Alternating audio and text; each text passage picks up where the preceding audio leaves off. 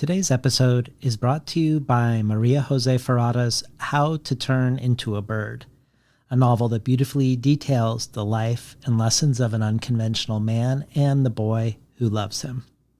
Set in Santiago, Chile, the novel follows 12-year-old Miguel, who's enchanted by his uncle Ramon's unusual job to take care of a Coca-Cola billboard by the highway, and his even more peculiar decision to make the billboard his new home.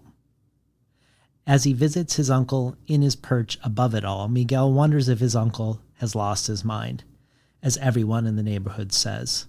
Or is Ramon the only one who can see things as they really are? Says Megan McDowell. With all the brutal simplicity of a fairy tale, Maria Jose Ferrata lays bare the blind and violent intolerance that reigns on the precarious outskirts of an unequal society. A deceptively simple tale in a sensitive translation by Elizabeth Breyer, this book is a gift. How to Turn into a Bird is out now from Tin House. Several episodes back, I mentioned that it is usually only in retrospect that I feel like I notice trends between episodes, discovering after the fact that I've invited many different writers to speak to the same question. Whether that be storytelling in climate apocalypse, or more broadly, what art making does and doesn't do in the world, or questions around empathy, or questions around presuming the position of another within one's work. But that recently I felt like I was recognizing a trend that I was in the middle of for once. A trend around questions of narrative and storytelling and the powers and dangers, limitations and possibilities of it. The way it can erase, as well as reproduce harm, and the ways it can enact imaginatively a deeper sense of time, a simultaneous connection to ancestral knowledge and to futures that arise from a care we express towards beings that don't yet exist. And lately on the show, this seems to have gravitated around the novel form. I think of the conversations with Sheila Heti and Billy Ray Belcourt about their books that gesture toward a new form for the novel. Hernan Diaz, whose books within books, frames within frames, look at the ways stories build empires through the erasure of other voices. I think of the conversation with Hélène Cixous, where her novel memoirs are less in the tradition of autofiction than a way in language to capture the way consciousness actually happens, its interplay with the unconscious, the interplay between memory and the imagination, history and present-day perception, and more. Daniel Mendelsohn contrasting the Greek and Hebrew modes of storytelling to look at the strengths and limits of language, and even the conversation with poet Dion Brand about her wariness around narrative, even as she engages with it, both within and outside her poetry.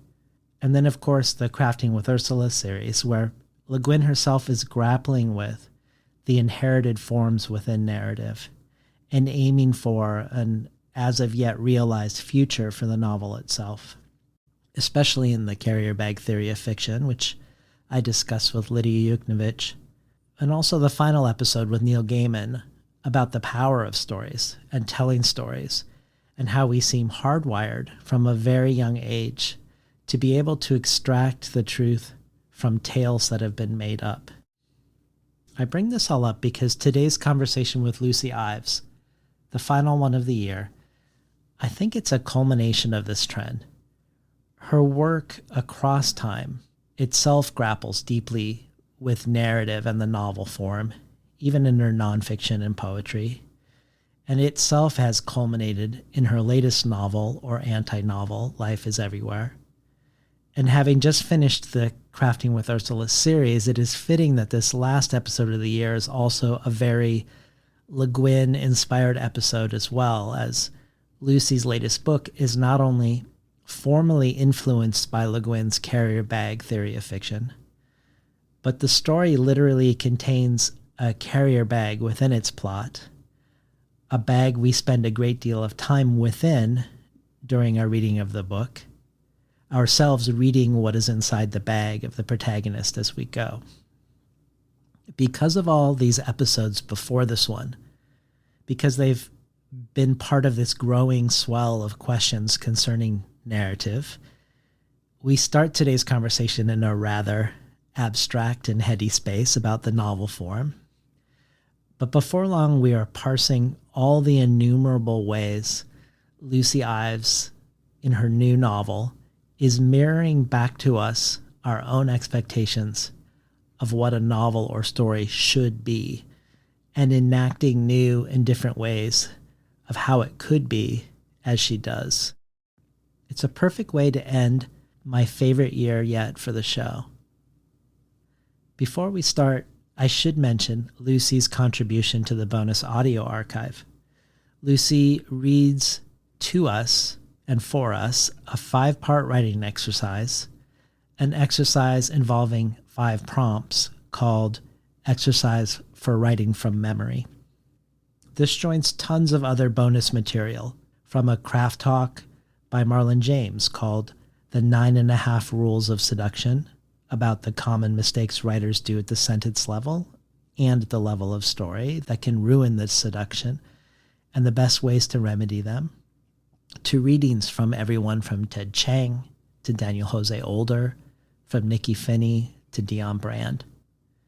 This is only one potential benefit of joining the Between the Covers community as a listener supporter. And you can find out about all of them, all the potential rewards and benefits, at patreon.com/betweenthecovers. And now for today's conversation with Lucy Ives.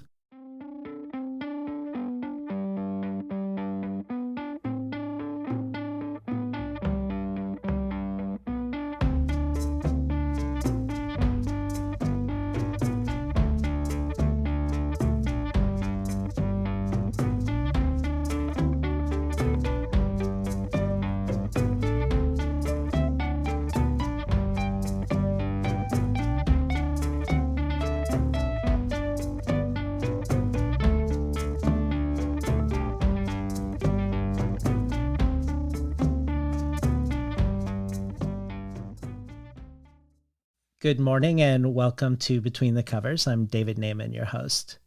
Today's guest is the novelist, poet, and critic Lucy Ives, a graduate of Harvard and then an MFA in poetry from the Iowa Writers Workshop, followed by a PhD in comparative literature from NYU. Ives has since taught in the image text interdisciplinary MFA program at Ithaca College, as well as in NYU's Experimental Humanities and Social Engagement Master's Program. Her critical writing has appeared in Artforum, Frieze, Granta, Lapham's Quarterly, The Chronicle of Higher Education, Art in America, Aperture, and Vogue, among many other places. She's been an editor at Triple Canopy, a magazine of art and literature, and in 2020 she edited the first definitive collection of poet-architect Madeline Guin's Poetry and Prose, The Saddest Thing Is That I Have Had to Use Words, a Madeline Guin's reader, out with Siglio Press. Prior to her last 4 books, much of Lucy Ives' own writing early on was poetry or cross-genre, including her long poem Anamnesis, which won the Slope Editions Book Prize and was also recorded and released on 12-inch vinyl, and her hard-to-categorize 2016 book from Song Cave called The Hermit, of which Anne Boyer said, Lucy Ives is smart in that heartbreaking way that can make a spare, suspicious, elegant work of anti-poetry out of the silent treatment between ideas and those who have them. In 2017, Ives published her debut novel, a New York Times Book Review Editor's Choice, Impossible Views of the World, of which Wayne Kostenbaum said, Lucy Ives, a deeply smart and painstakingly elegant writer, wins the prize with this intricate, droll, stylish book, at once a mystery novel, a romantic comedy, a tricky essay on aesthetics, an expose of art world foibles, and a diary of emotional distress. With sharp phrases, uncanny plot turns, and mise en abîme galore, this mesmerizing tale radiates the hot irreality of Last Year at Marienbad and the dreamy claustrophobia of The Mixed-Up Files of Mrs. Basil E. Frankweiler, this time for adults only. She followed this with a second novel, a second New York Times Book Review Editor's Choice, called Louder Milk, or The Real Poet, or The Origin of the World, described by Kirkus as half gonzo grad school satire, half theoretical inquiry into the nature of writing and reality. Wonder Boys meets Cyrano de Bergerac meets Jacques Lacan meets Animal House, something for everyone. Her first story collection, Cosmogony, came out last year with Soft Skull. Booklist in its review said, Ives has the rare ability to boomerang reality totally out of whack before calling it home in an even purer form. And Lily Meyer for NPR said, I'd move to her weird cosmos any day. And lucky for us, we get to now explore Lucy Ives' latest weird cosmos, her latest book to boomerang reality, her new novel, if we can call it that, Life is Everywhere from Grey Wolf. Jamie Hood for Book Forum says, the novel we thought we'd been reading, Me Too Scandal, Rocks University, disassembles itself, becomes something else, and something else again. When we return at the novel's close to the incident, it is complicated further, left insistently, uncannily unknowable. Life is Everywhere reminds us that institutions have the advantages of accumulated power and the time to wait us out. But the rupture has happened. The cracks in the system are exposed, opening opportunities. We just have to take them. For Nina Renata Aaron at the Los Angeles Times, Life is Everywhere recalls in its story within story form 1001 Arabian Nights, Nabokov's Pale Fire, and Lawrence Stern's Tristram Shandy. Jesse Ball thinks of another book when he says the superb Lucy Ives slays enemy and friend alike in this multivalent successor to Jarrell's Pictures from an Institution.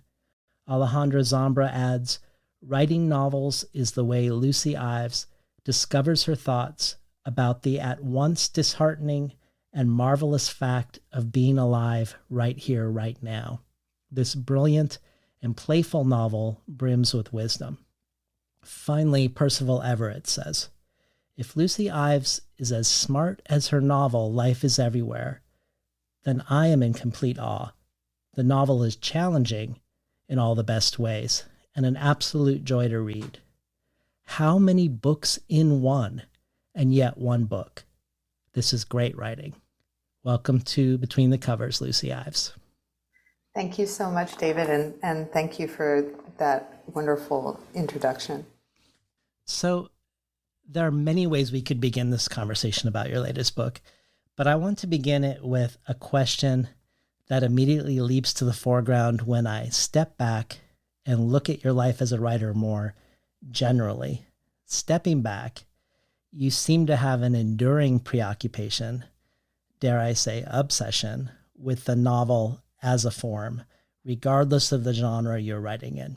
Your poetry chapbook from 2009 is titled My 1000 Novel.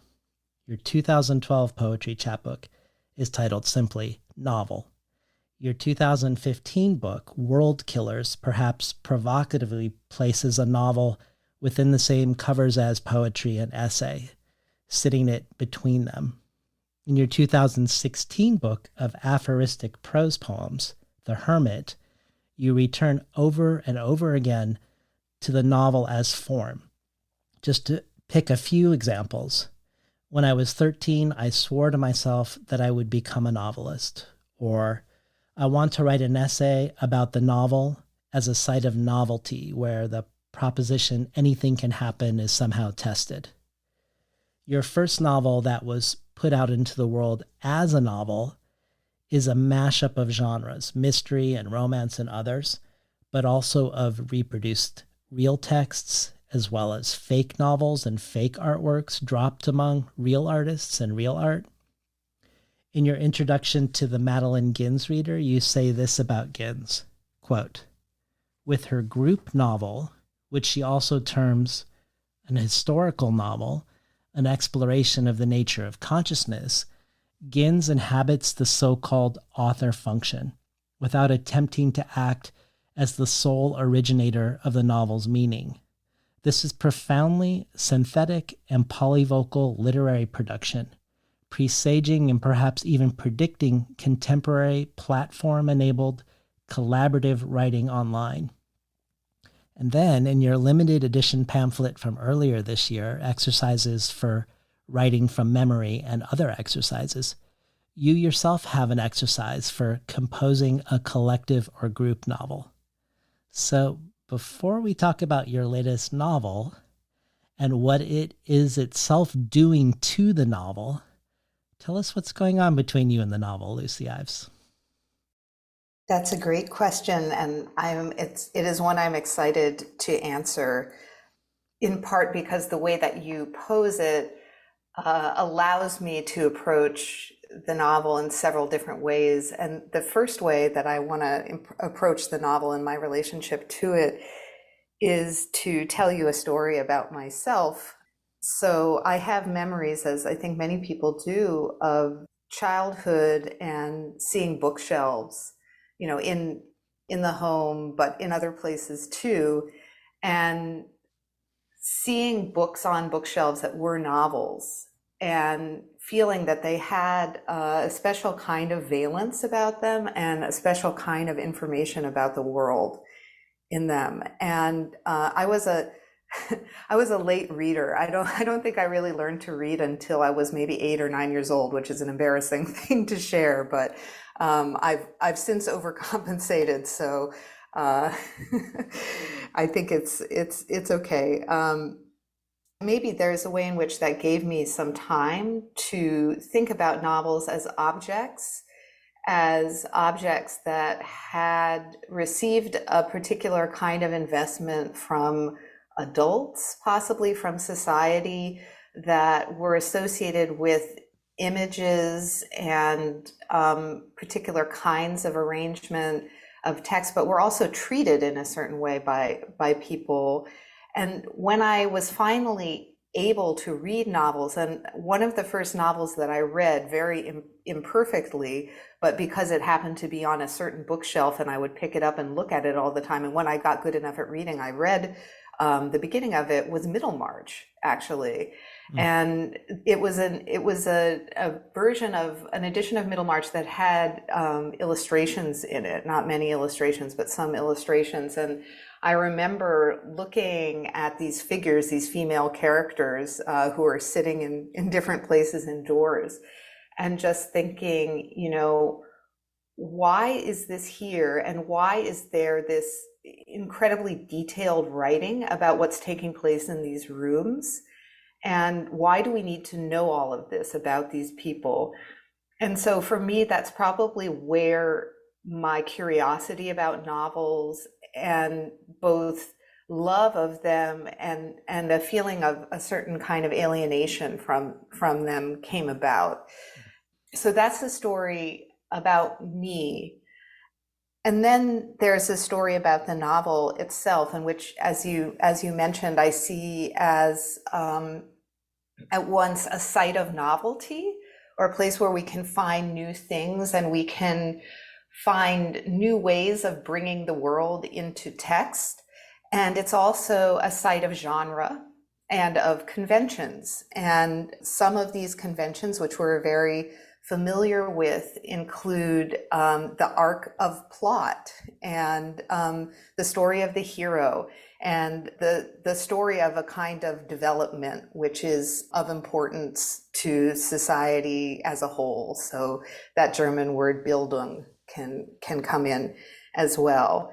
And there's also something to do with how we know how to read. So how we recognize something as being readable or legible, and how that's attached to everyday life. That's very significantly at play in the novel. So those are all the things that make me interested in novels and make me want to both participate in the tradition and conventions of novels and also resist them and also do things like what Madeline Gins did, where she tried to go out on the street in New York City and ask strangers to help her write a novel. Well, as you said at the beginning of your answer, there might be innumerable ways you could have answered, and you liked the freedom of how you could have possibly answered in multiple ways. So I want to ask the question again in a different way to see if it provokes another true answer from you also. You moderated a panel called This Is Not a Novel, named after the David Markson book of the same name. In that panel discussion, there was a really interesting exchange between David Shields and Shelley Jackson. You prefaced the whole discussion that's about to happen in the panel with a question that you said was a question also for yourself.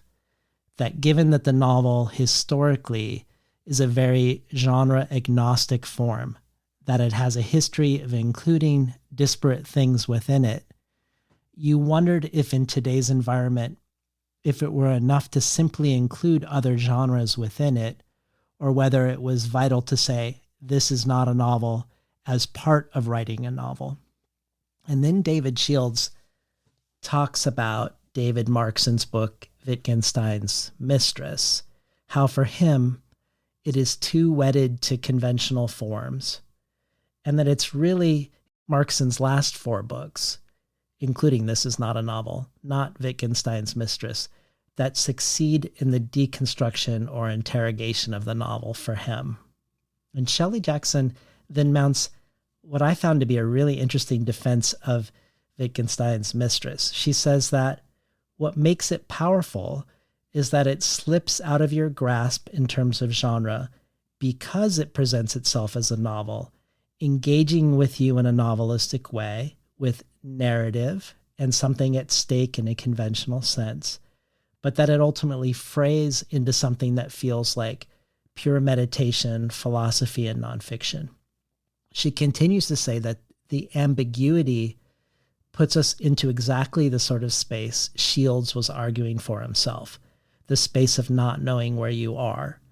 And then speaking about her own work, she says that even though her work often verges on art or performance or something other than conventional fiction, it has always been important for her to put it in relation to conventional fiction. On the one hand, she's interested in breaking genre constraints and redefining fiction, but on the other hand, she wants to exploit the expectations that the form creates in the reader, the expectations of a familiar experience, that people go in with certain expectations, reading a novel, of getting a certain satisfaction and gratification, and that being proximate to the convention sets the reader up nicely for disappointment. And that disappointment can be revelatory. That she's interested in giving readers experiences that they don't know what to do with and don't understand. And perhaps most notably, she says, in regards to where to place the reader, that starting from thinking that you know where you are is a particularly good place to get the rug pulled out from under you. In other words, Wittgenstein's Mistress's conventional elements make it more effective at doing this, not less. And perhaps she's saying if you go too far away from the novel form, you risk not being engaged with it at all. She doesn't say this explicitly. But this is my very long way of asking again, why you want to be proximate to the novel form, what the pull and allure of it is. In The Hermit, you say, I can't describe myself as a poet. I'm the author of some kind of thinking about writing. Why does the novel seem to be a sort of black hole that organizes a lot of this thinking about writing for you? Well, I appreciate being pressed about this question, and I like that you're getting right into it. Like there's no warm up here. Like we're going straight to the hard questions. Well, so the first thing that I would say is that I think that literary convention and form are moving targets, and they're not the same over time, and they're not the same across geography and nationalities. And I think we all recognize that without me offering examples of it. So, in a certain sense, saying that you would like to be sure that there are some conventions there so that your reader can be comfortable, so that then you can amuse them or surprise them or awaken them by pulling the rug out from under them, I think has to do also with thinking about the state of consensus at the time when you're writing, which is an important political act. So I would really think about it like that instead of in relation to convention as such. And I would add, there was a little note about pleasure, but I think that the novel, and I would need to think a little bit more about this, but the novel is, for me, and I think has long been, a site of a lot of pleasure, of a lot of readerly pleasure. And there are so many different options that you have, for what you can offer the reader in terms of a text, a support, a prompt, something to read, something to feel in the novel. I'm really drawn to that quality, and its quality of providing world, providing voices, providing physical and temporal extent, providing a kind of occasion too, like a kind of event. The novel can be a kind of event.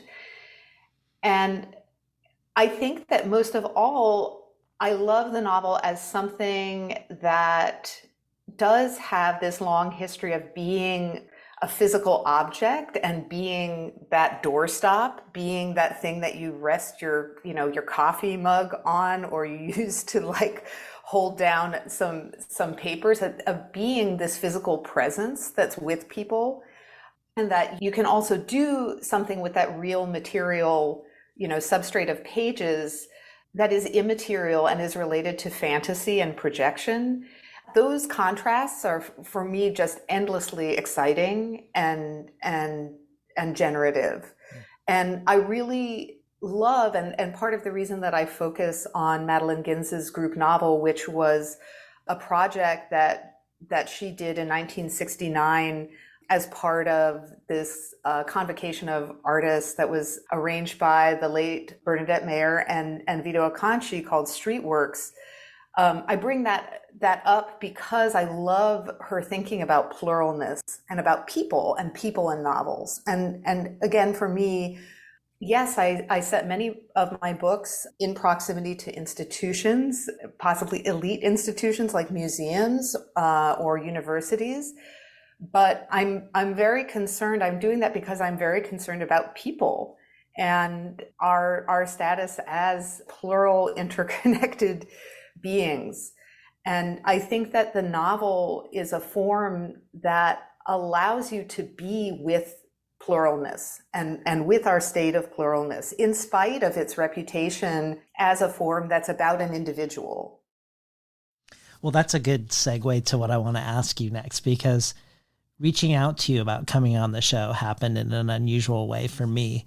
I had just done an episode on the Crafting with Ursula series, focusing on Le Guin's essay, The Carrier Bag Theory of Fiction, and about how this one essay of Le Guin's had influenced so many people, mainly writers, but also social scientists, particularly anthropologists, and also visual artists and filmmakers and musicians. And the guest for that episode was Lidia Yuknavitch, whose most recent book, Thrust, is not only deeply influenced by this theory on a formal level, but she also literally makes one of the protagonists a quote-unquote carrier within the story and enacts a sort of gathering of disparate things across time and space within the narrative itself. And after the episode came out, someone asked on Twitter for some other examples of books written in a carrier bag spirit. And I added names to that thread like Banu Kapil and Virginia Woolf. And I could have mentioned Billy Ray Belcourt, whose most recent polyvocal book, A Minor Chorus, would very much fit in this regard. But I was curious if anyone had, like Lydia, not just written in the spirit of this formally, but also brought the form in a material way into the story. into the content of the book. And that's when I stumbled upon Life is Everywhere, which is very explicitly enacting Le Guin's theory.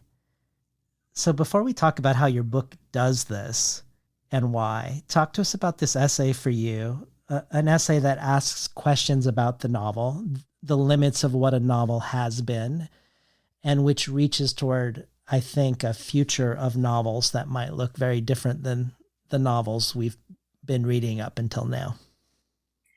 Yeah, I like it when you say that it reaches toward a future of novels, because that's also how I read it. And I read it as posing a challenge to the writer, especially to the writer of fiction, of speculative writing.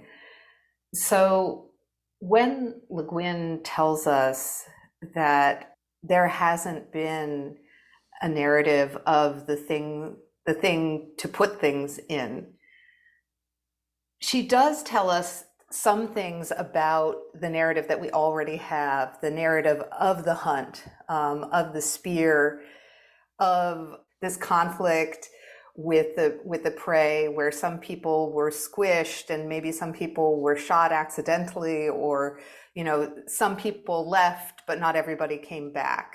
And that is the source of drama there, that it's a narrative about sacrifice, possibly about the sort of like the cruelty of fate, but it's also a narrative about violence. And one of the points that the essay makes, and it's a kind of quieter point, is a point about economy. So essentially, like how daily life is made, and how we have the things that we need to live. And she says to us, basically, hunting is expensive, like from the point of view of energy, and you really can't have hunting without gathering. Like, gathering is actually the thing that's making life happen. So it's weird that we don't have the narrative about gathering, the narrative about the bag, the thing that we put things in, because that's actually our story. And I think it's important to point that out about this essay, that it isn't an essay. A lot of people read it as an essay that's specifically about gender, so that like the spear belongs to some people and the bag belongs to other people. But I don't think that that's actually the import, like that she's going to this easy metaphor because we can put our hands on that easily and we kind of know what that is. But I think she's actually pointing out there are a lot of things about life that we haven't spoken about in public, and we haven't found a way to describe. And I'm encouraging you to do that, reader, if you may be a writer like myself. So that's the part of the carrier bag essay that I feel motivated by. And so, yes, I did put a very literal bag, like a baggy bag in my novel, but I also wanted to try to use the novel to narrate things that often escape narration. And that's what moves me in Le Guin's prose in the carrier bag essay.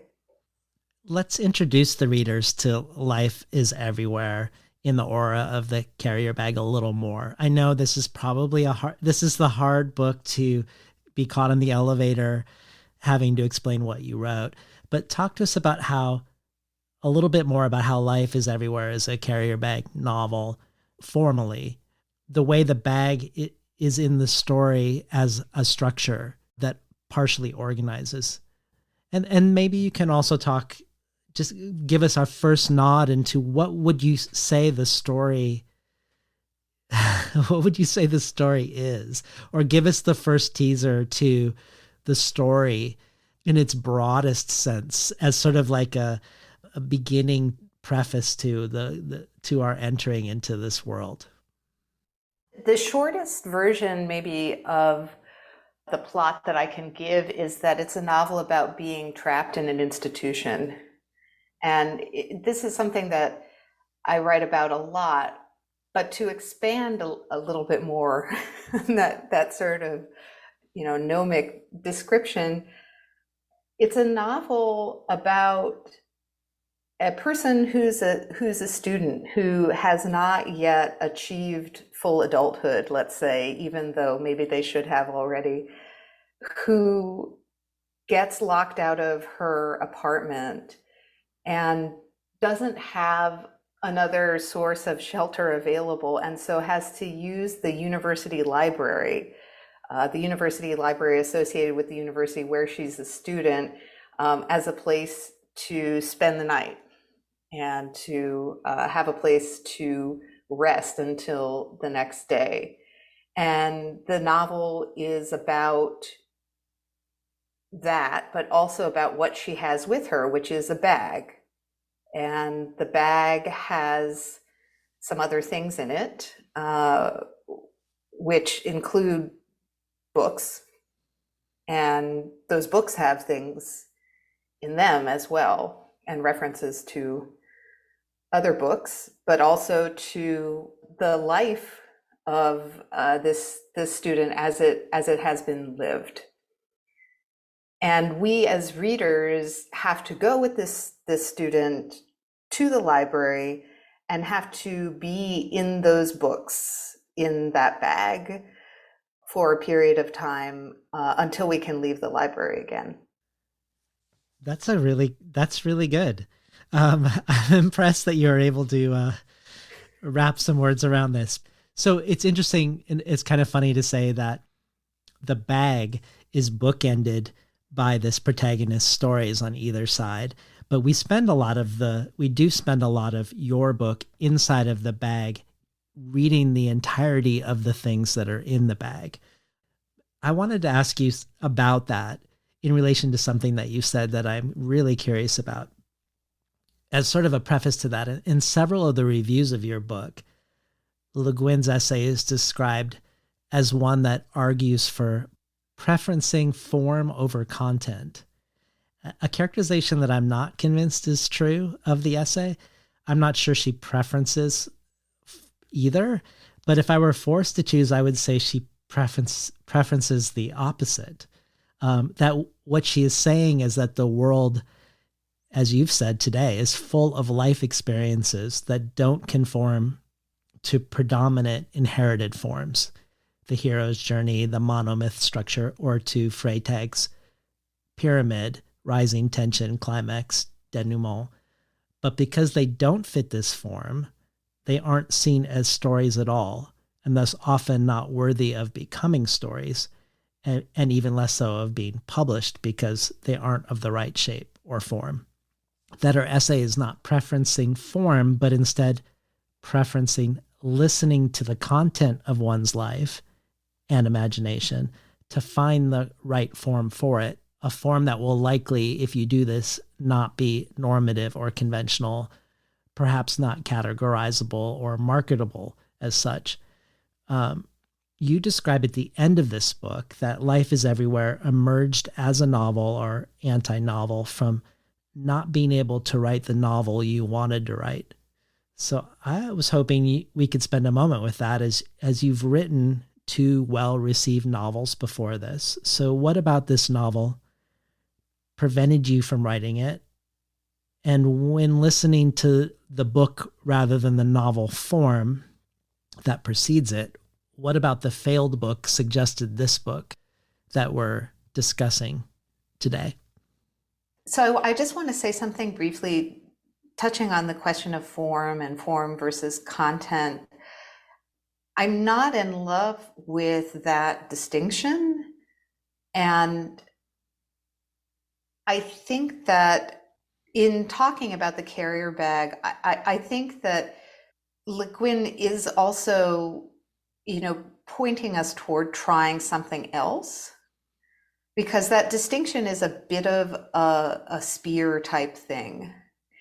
And I think that for me, what's interesting and challenging is to try to find a way of writing that is recognizable to a reader, but that isn't dependent on form per se, that might be more dependent on gesture, on speech, on habits of everyday life.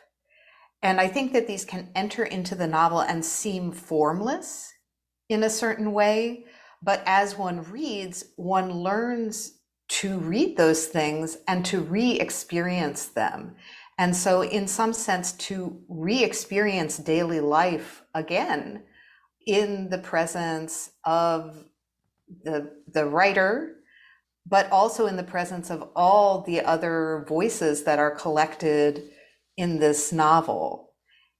And so if that's finding a new form, maybe I'm finding a new form in that way, but I'm not sure that I'm not sure that I want to rely on the term form. And I agree with you that I don't think that Le Guin's essay is about privileging form. But to go to the question of the novel that I couldn't write, in the past, I had some idea that I wanted to write a novel about a 19th century French man and who came to the US and got lost there. And I don't know why I wanted to write this. I think I had some idea that he would have like a funny mustache and I don't know, he would have sad eyes, and it would be interesting to, think about the scary and weird world of, the mid-19th century in the United States. And as I was beginning to work on this novel, I realized that the things that interested me were not, historical events and locations, but eccentricities of culture of that time period. And as I write in the afterword to Life is Everywhere, I got really interested in hair jewelry and other, unusual handicrafts. I don't think people are making a lot of jewelry out of hair now, although, anything is possible, and we can go look that up and find out that there's a trend for that now. But maybe there will be after our conversation. Yeah, it will be big after our conversation. So I realized that there was something, pun intended, closer to hand that was concerning me. And I wanted to find a way to turn to this and to turn to something having to do with making the world, making representations of the world. And I think it was by putting this character, this 19th century French poet novelist character who I was hoping to follow around, the US and see what he did, at a greater distance from myself and difference from myself, and maybe miniaturizing him in some way, or making him a little bit flakier, a little bit less real, a little bit more problematic, and maybe shot through with other time periods, that I could begin to talk about a relationship to reading and writing in the present day and present day life in a way that maybe even excited me more than this more traditional historical novel. But I could still engage with these questions around history and the sort of mystery of the past and how we know anything about it, that obsesses me both on a kind of level of knowledge and history with a capital H, but also on a level of personal life and everyday life. When we were chatting by email, I mentioned how much I felt like your book and Hernan Diaz's book, Trust, were animated by some of the same questions about narrative, about the novel, about truth in relation to language and identity in relation to language, and also around gender, that your resulting books both play with frames and framing and nested narratives with books within books. And they both have puzzle-like qualities. Beyond that, the resulting reading experience and the specifics of the book are super different. For one, I think Ernan was right that his book is one big spoiler with lots of reveals that make it hard to talk about much. So we talked a lot about form and voice, but not a lot about the story itself, even if the story itself is also in some ways about form and voice. I don't know if you agree, but I don't think spoilers are really a big question with Life is Everywhere. I think if someone had told me everything about the structure of the book and about the story of the book, it wouldn't, weirdly, it wouldn't ruin anything for me. And it wouldn't really tell someone that much about the experience of actually reading it.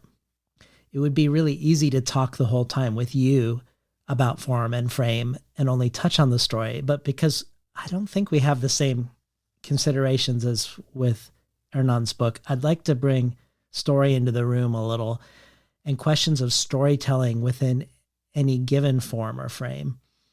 And perhaps as a first small step in that direction, I would love to hear about gender in relationship to form, or ask some questions about it. For Le Guin, the carrier bag theory of fiction was part of her journey of trying to write as a woman, how she saw it that way, with a woman as a protagonist, to wonder and puzzle her way forward to what a book like that would look like for her. So I have my own gender-focused question, and then I want to talk about maybe my favorite analysis of your book by Jamie Hood for Book Forum called Lucy Ives and the Me Too Novel Now, and hear your thoughts about that. But before either of those things, I was hoping you could read a short passage for us where you describe a library atrium to sort of set up my questions. The library she entered was a gift to the university from a man whose estate had been sued after his death by his granddaughter, who maintained that he had sexually abused her for decades, from the age of 4 on. The dead man, a renowned philanthropist who had come up through the pharmaceutical industry, was also sued by his great-granddaughter, niece of the first plaintiff, for the same reason. Where Aaron presently stood, at the base of the library given to the university by this individual, was a 10,000 square foot chasm. This quantity of air, enclosed by the front and back and floor and ceiling of the library, was presumably also a bequest. It was nothing but vastness and also nothing. It stretched over Aaron's head, concluding with a dimly illuminated glass ceiling apparently intended to counterfeit a skylight and, Aaron supposed, therefore the sky. The philanthropist, a self-made man and alleged abuser, had engaged a famous architect to design the structure. The architect had, at first in the mid-1960s, invited librarians from around the country to inspect his plans.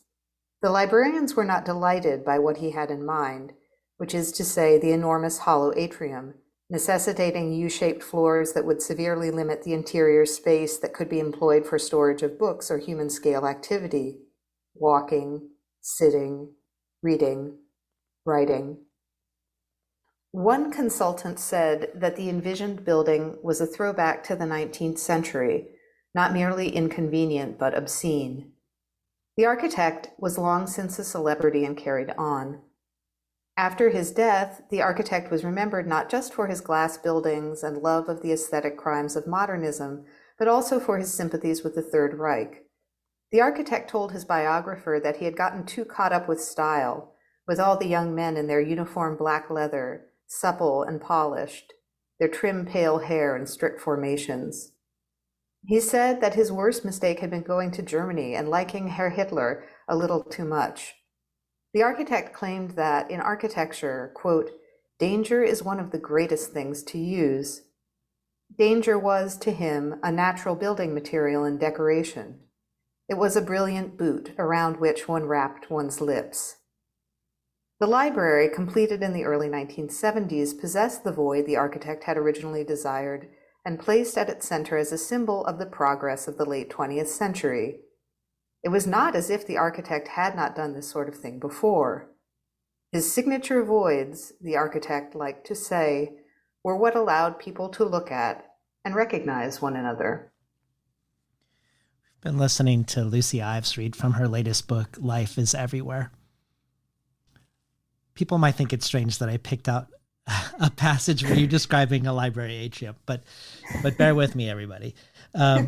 This excerpt you just read does make a nod to the proverbial glass ceiling. But earlier in the book, you introduce a concept I really love called the glass mountain, which you say is more infernal because it is uncreated and inherited. When I think of the glass ceiling, of course, you can see the sky. You can see where you could aspire to go and where others, namely men in this metaphor, are able to go. And perhaps the cruelty of it is that you can see it, but you're denied access. You know the ceiling is there, and you can see what's on the other side. But what I love about the notion of something glass possibly underneath our feet or in front of us as topography is that, like you say, it is inherited and perhaps even something so part of the environment, literally an invisible topography that we might not know that it's actually shaping the way we move and shaping the way we might imagine we could move. And you connect this to the way we can't help but imitate pre-existing narratives, which links us back to your interest in the novel form, I think, but also to Le Guin's attempt to either smash the glass mountain or walk the other direction. But I also thought about it in terms of gender in relation to nested narratives.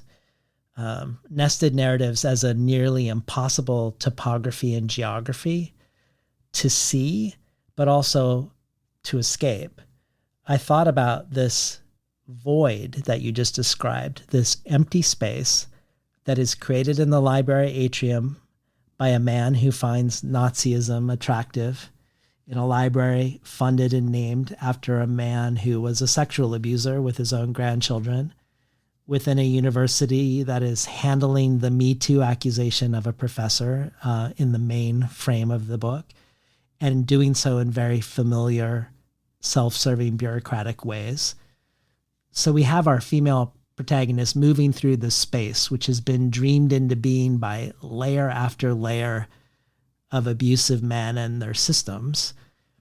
And we haven't even mentioned the questionable men in her own life, the accused professor, what's going on with her boyfriend, let alone how her writing interfaces in relation to the canon and canon formation, which I think we could imagine also getting constructed like this intangible but very present atrium. But when she goes into the study carrel to spend the night on the upper floors to collect herself, even there it smells like a locker room. Even in this seemingly empty space, there is an invisible but very tangible odor. And I don't know, this is maybe a stretch to connect this to the glass mountain, which you don't mention here, but I love the formal architectural notion that seems even more insidious than the prevention of upward mobility by a ceiling, where if you're inside a never-ending nested series of male narratives or any nested series of dominant narratives, how does one begin to find ground to stand on that could feel like one's own ground? Yeah, the question of ground will be important. And without giving anything away, ground will be found in this novel. One thing I want to note is that in terms of the protagonist's name is Erin, and in terms of her personal life, it's her husband, not her boyfriend, that we're learning about. And that's important because they are together participating in the institution of marriage. So we have to remember that frame is there in the book as well, and that has significance. One of the ways that I think one can think about the world, if we're gonna adopt some of the methods of Life is Everywhere of this novel, is that what's good to try to know about isn't what we don't know, but what we don't know, we don't know. And when we're trying to find out what we don't know, we have to use eccentric methods. And we have to try to catch ourselves by surprise. And we have to try to get new information to enter our world. And the way to start doing that is to start noticing things. And specifically to start noticing things that are not treated as important to the traditional story. So that might mean noticing the smell of a room. Smells are traditionally not included in narratives. And it's interesting, right? The famous Proustian cookie, right? It's a subversive, that's a subversive kind of thing. But that's a pleasant smell. That's a kind of comfy smell. And there are a lot of elements that are not comfortable and which we choose not to notice because they cause us discomfort. So the glass mountain is a entity that comes to us from fairy tales.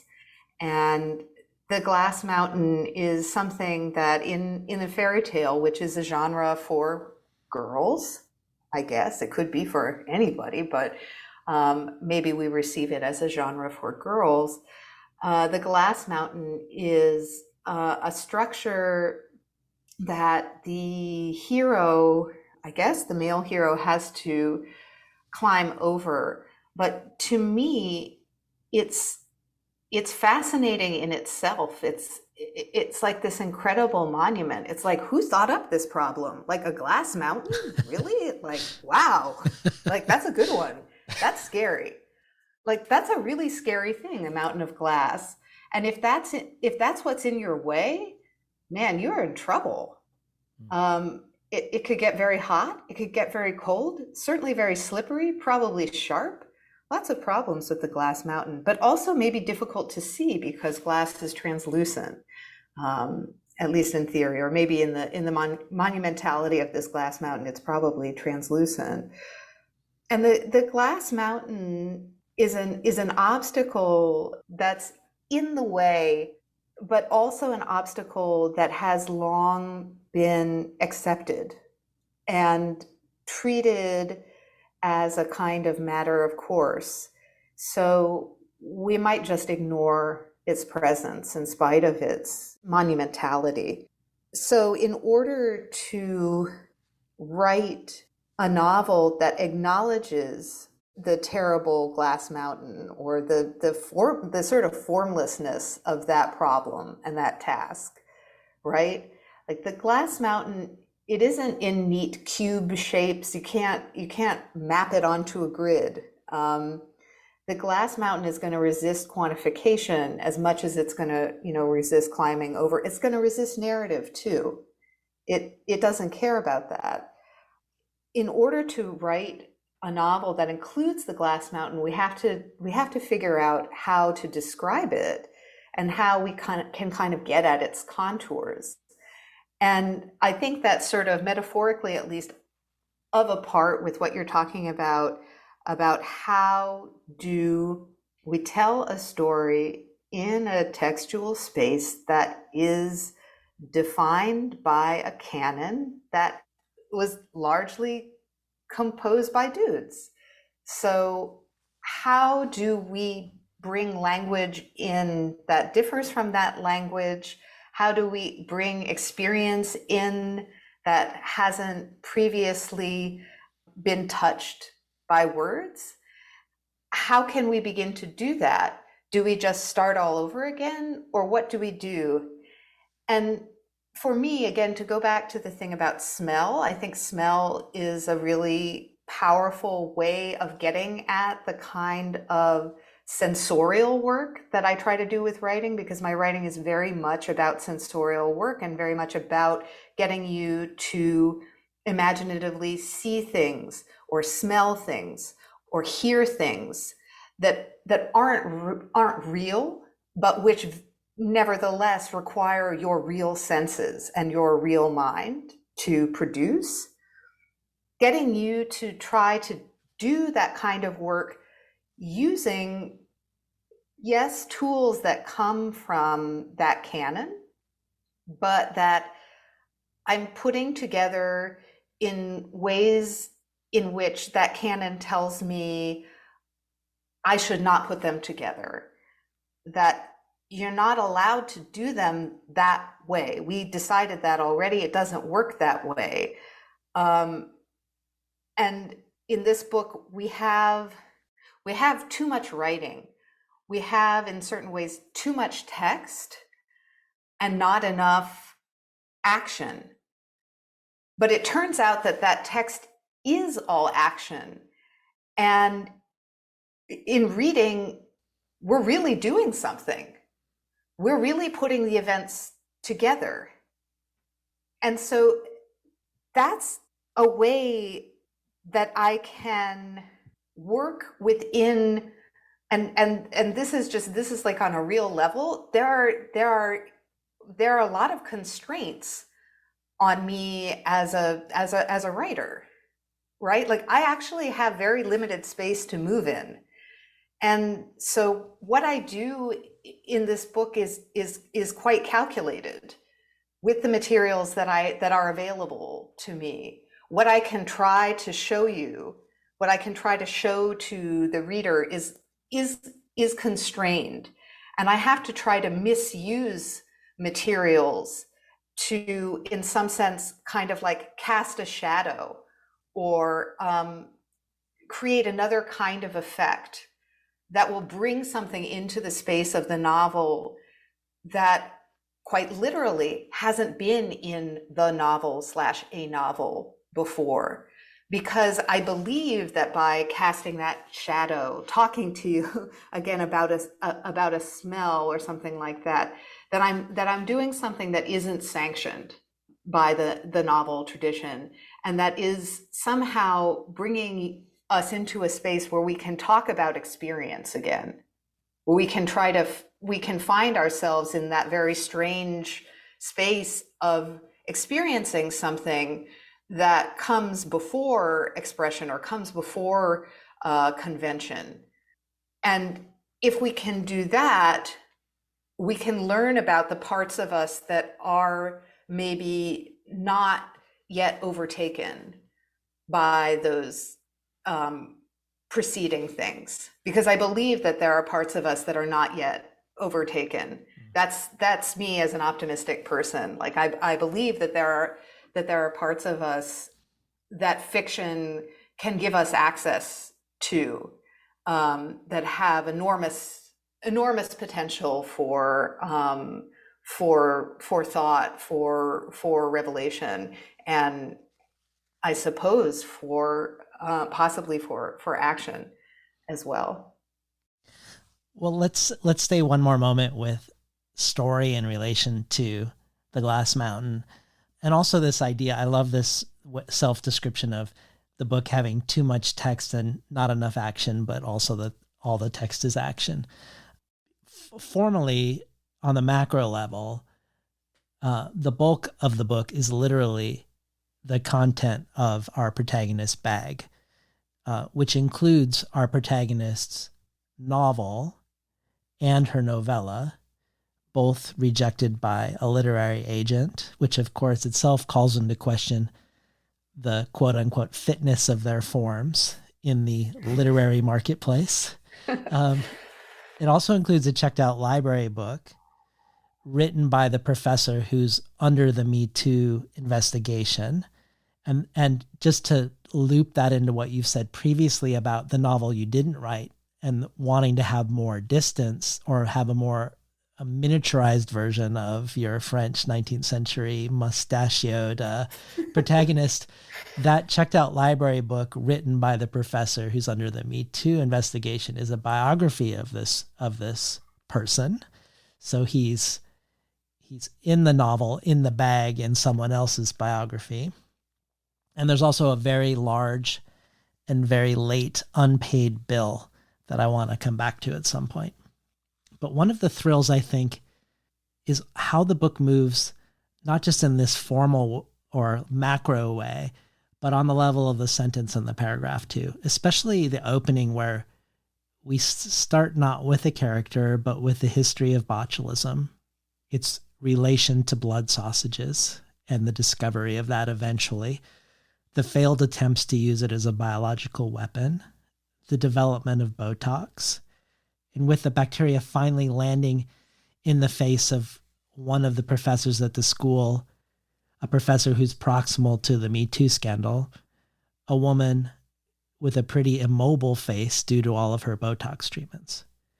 So what I like about it is that for a brief time, botulism is how the story moves forward, the way a bacteria ends up serving the function of a protagonist, and that we've spanned more than a millennia in the opening pages, which is also an interesting way that you're dealing with time. But also it is interesting as a reader to have our expectations mirrored back into our face, sort of like what Shelley Jackson suggested with Wittgenstein's Mistress, I think.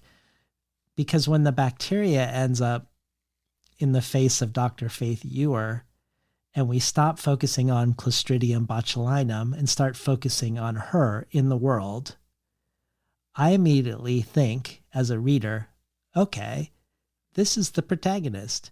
And then I witness my own mind starting to organize its expectations on what that means and what I expect from Faith Ewer, probably because of the uncreated and inherited invisible topography of what's come before. But she ultimately gets left behind too, and it's not until page 40 or so that we figure out who our protagonist is. But I don't think we can ever rest easy that it will remain so. And of course, once we enter the bag of our protagonist, all bets are off until we re-emerge on the other side. I don't know if this provokes anything for you about what you just said, but if it does, I'd be interested in hearing about it. Yeah, well, the question of scale in relation to the novel is important to me. On the one hand, because novels are quote unquote big books, but on the other, because one of the ways that they work, or one of their fundamental mechanisms, is to tell us how big the past is and how big the present is and how big the future is, and also to establish things about how big other big stuff like the nation or God relate to those other big things. And for me, I wanted to begin this book in some ways with a very blustery, like, hey guys, like, it's time for history. Like, let's do some big stuff. But then it turns out that we're actually going to focus on something microscopic, which is botulinum toxin, which also is something which has a very big effect in that it is one of the most lethal naturally occurring poisons on the planet. So the toxin is something that is produced by this bacteria.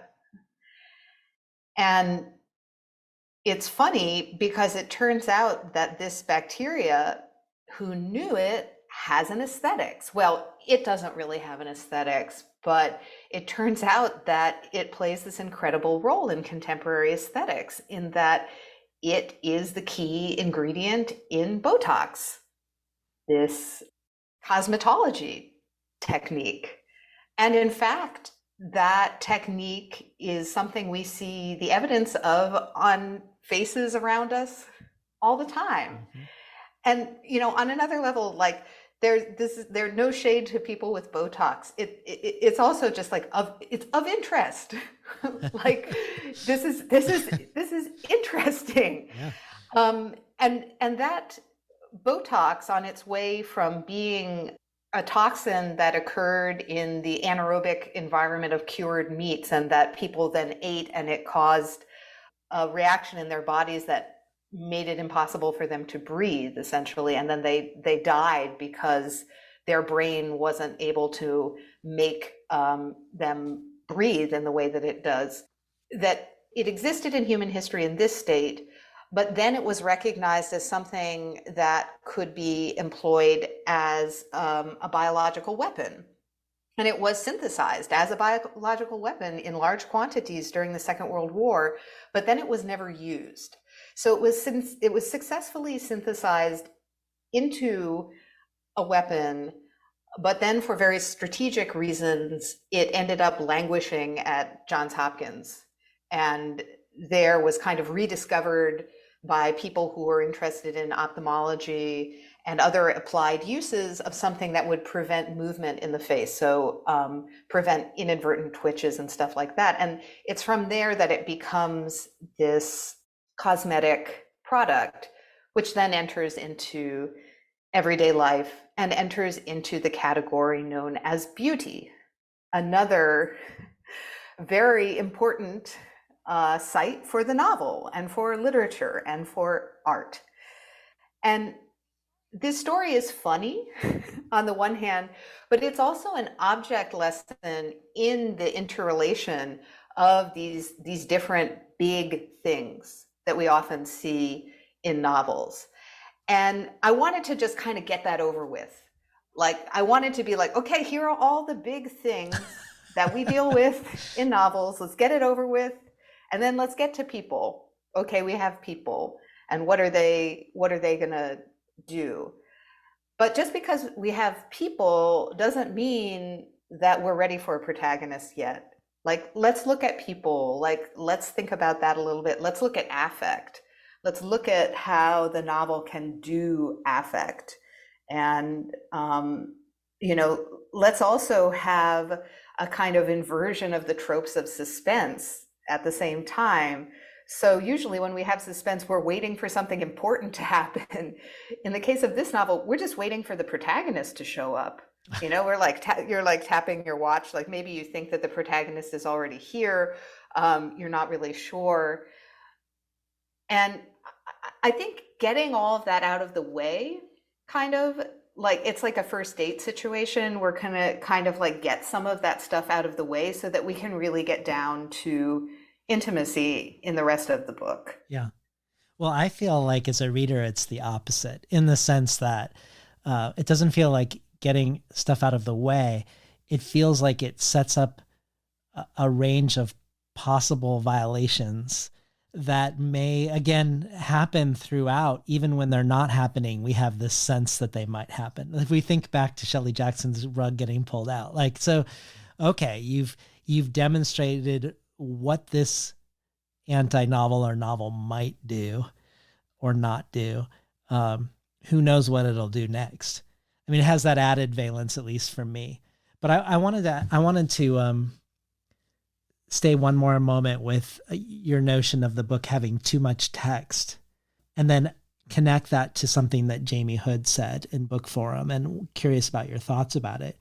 But the first thing it made me think of this too much text was my discussion with Daniel Mendelsohn, where in that discussion, we're comparing and contrasting the Greek mode of storytelling and the Hebrew mode of storytelling.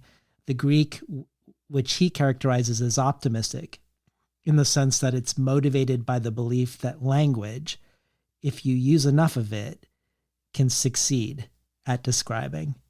And one example he gives is Herodotus, and how for him, in order to tell the story of the Greek victory over the Persian Empire, he first feels the need to narrate the entire history of Persia itself.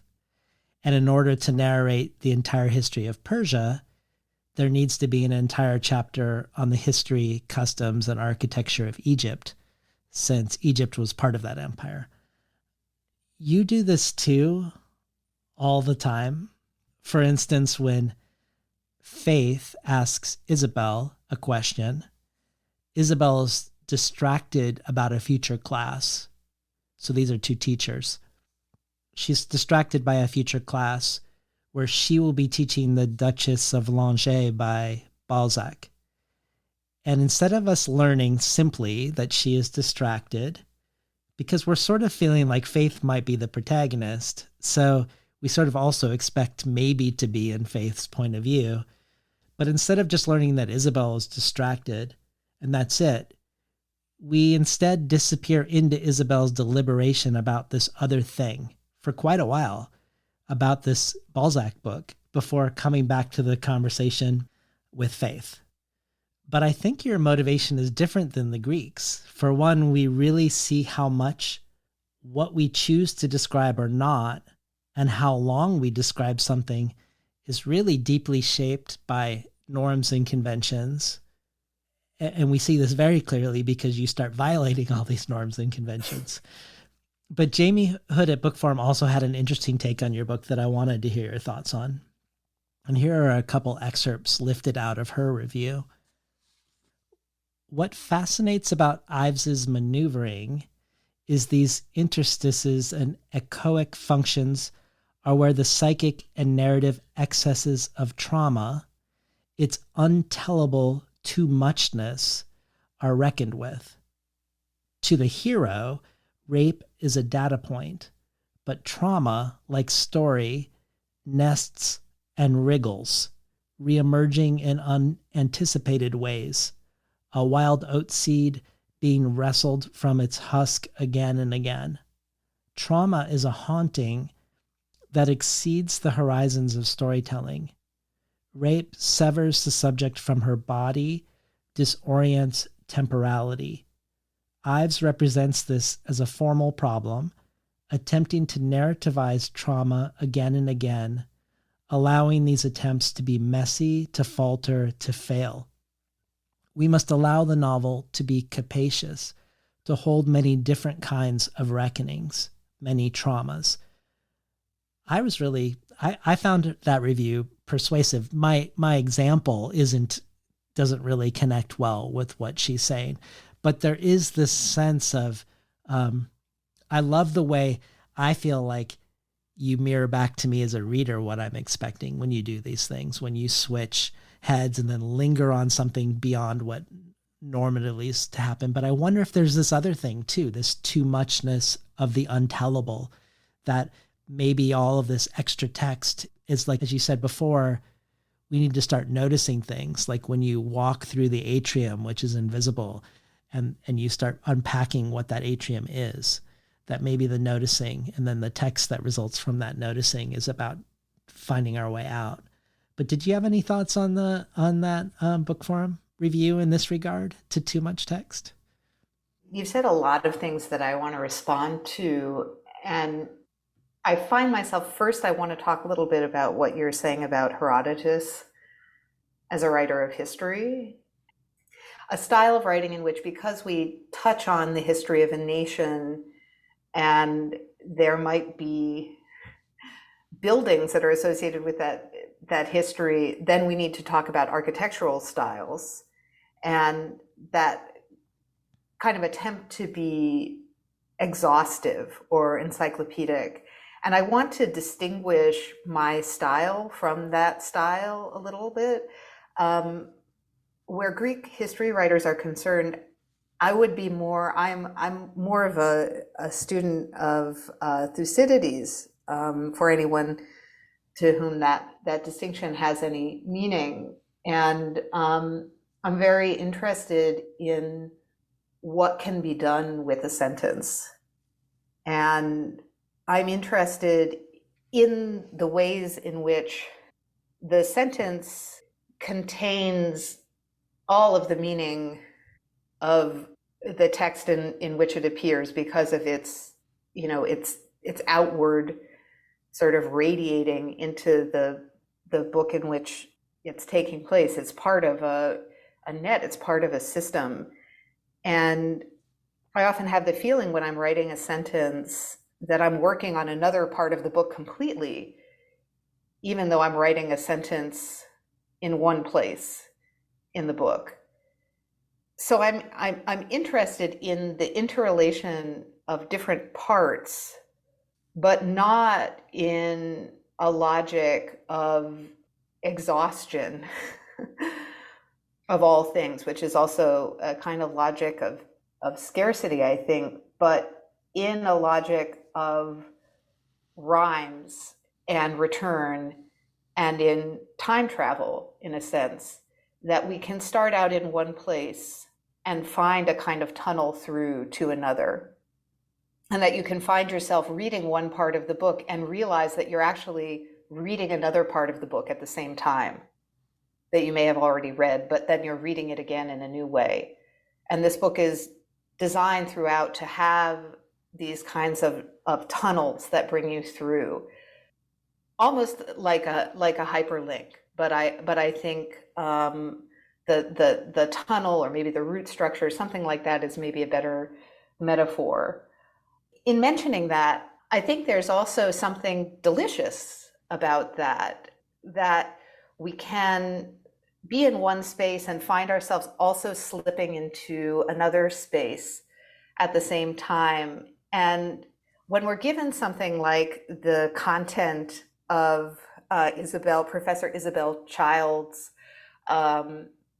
thinking about the Balzac story, the Duchesse de Langeais, that story is a very complex story about masochism, about obsession, about adultery, and about doing something transgressive in one's life and whether one is actually free to transgress.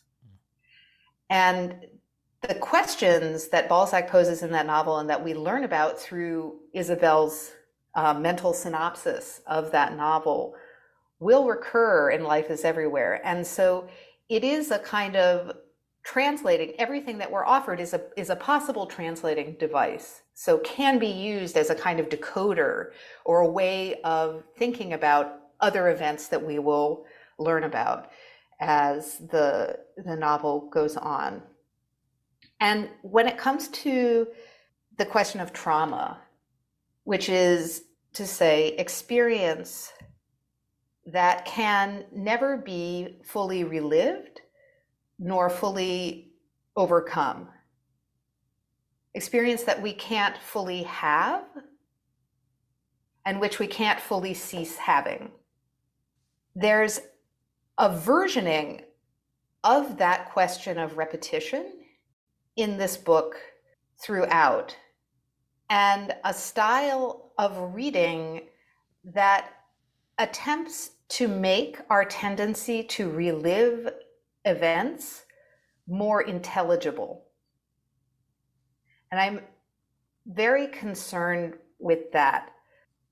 I'm less concerned with absolute solutions. I don't know if absolute solutions or eradication of problems are possible, but I do think that we can learn to read differently. And by having a tolerance for a multiplicity of interpretations and for using what is near to hand to interpret and seeing how things repeat, I think that we can learn something about the parts of ourselves that shy away from being fully known. So I'm very interested in showing edges of that in the characters too, which is why at the beginning of the book, I don't want to just go straight into the protagonist and be like, okay, guys, here's the protagonist. Like, let's go. Everything's simple. Like, we know who's important here. That to me would be a very, I think, limited way of addressing what I think an interesting kind of subjectivity to see in a novel is. And even when we are with this protagonist, Erin, she is very porous to other stories. And of course, once we see into her bag, there are lots of other stories there as well. I find the description of the writing as echoic, to go back to Jamie's review, accurate. I guess there's something that I hope to do, and I don't, I can't say for sure that I've achieved this, but I guess I I hope in a way to show that trauma is not extraordinary, that it's bound up in who we are as human beings. Like it's something we have in common with each other. And I think sometimes the way that term circulates now makes it a little bit more difficult to notice that. The question for me is how are we going to navigate its ubiquity? And that's a question for everybody. I mean, it's like it's not a question for some people. It's a question for everybody. So I hope to, on the one hand, discuss things that I see as part of systems that are in the world as we live it, but on the other hand, to displace the way that we think about events, or to kind of move the way that we think about events to different sort of typography, so that we have better access to that thinking, and that we can really like feel it and look at it and think about how we want to live in relation to it. Well, I kind of want to take this into the realm of character and self a little bit, and into a question I have, I guess, when you talked about how, say, the Duchess of Langeais could be, among a million other things, could be used as a way to translate the text as a whole, almost like this holographic aspect that we could pick any part and shine a laser through it and recreate the entire book. But there's this notion of masks that seems to echo through the book, that you start us out with the botulism and Botox and this immobile face of the teacher.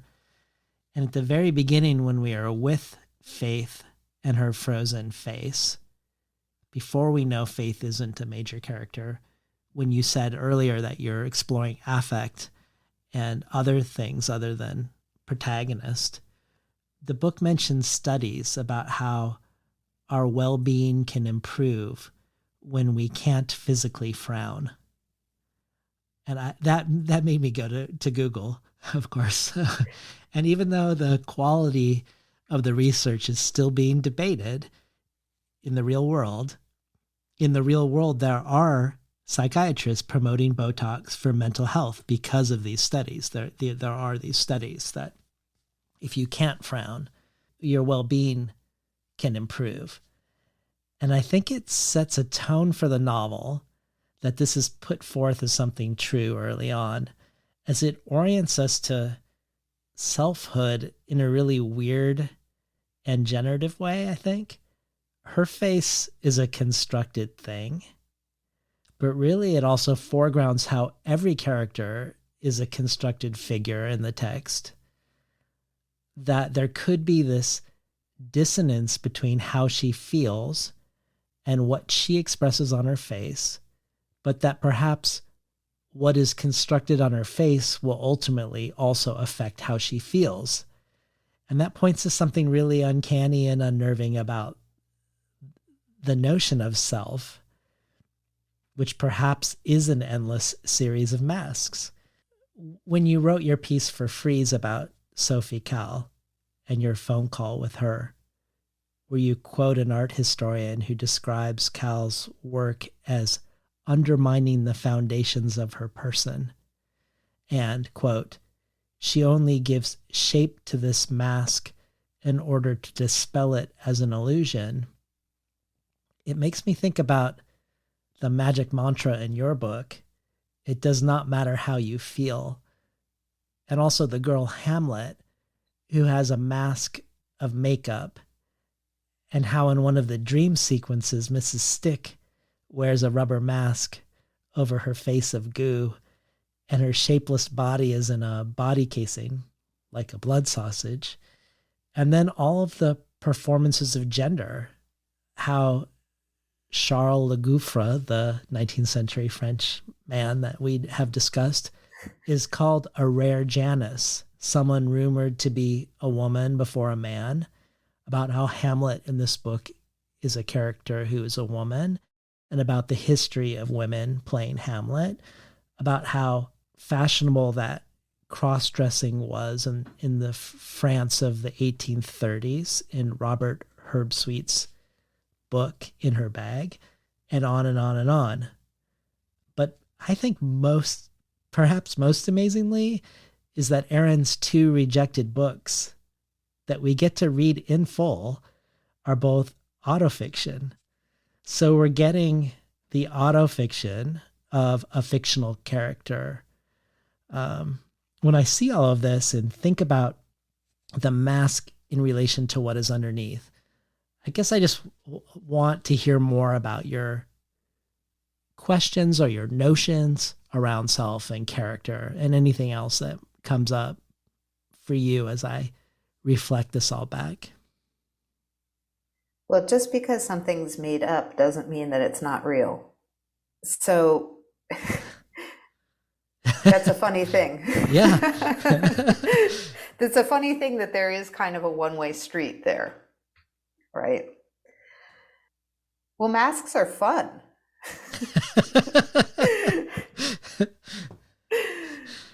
So it would make sense that we like them. And what you point out about this book containing a pair of autofictions written by a character. I'm glad you say that. Indeed, we have two autofictional works there, and it interests me to think about what happens when you ask a character to make something. And I think that something different happens when you ask a character to make something than when you have a character do something. And this might be related to the carrier bag theory. It might just be my own weird obsession, not totally sure. Pale fire might be a carrier bag fiction. It's like lots of things are possible here. It interests me that a character could write something that might not be quote unquote good enough to be published.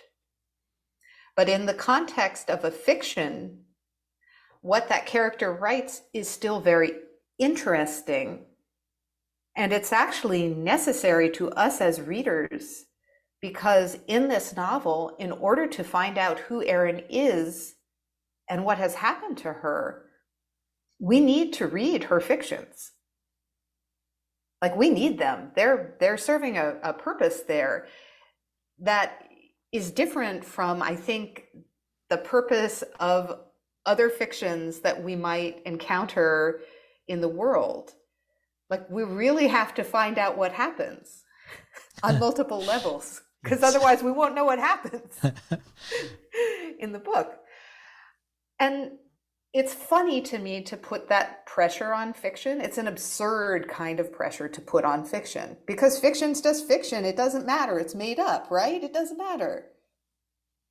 But this, takes me back to my earlier point that just because something's made up doesn't mean it's not real.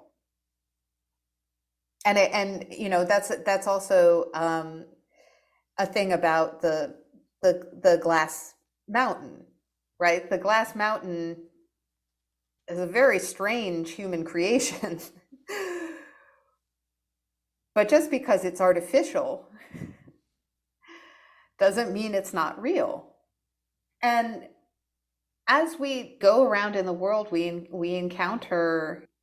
largely encounter artificial things. And I guess there's a kind of perverse side of me that is, that's angry about the fiction designation, like that goes on the back of the book that's like, this is fiction. And I'm like, well, but it's all fiction.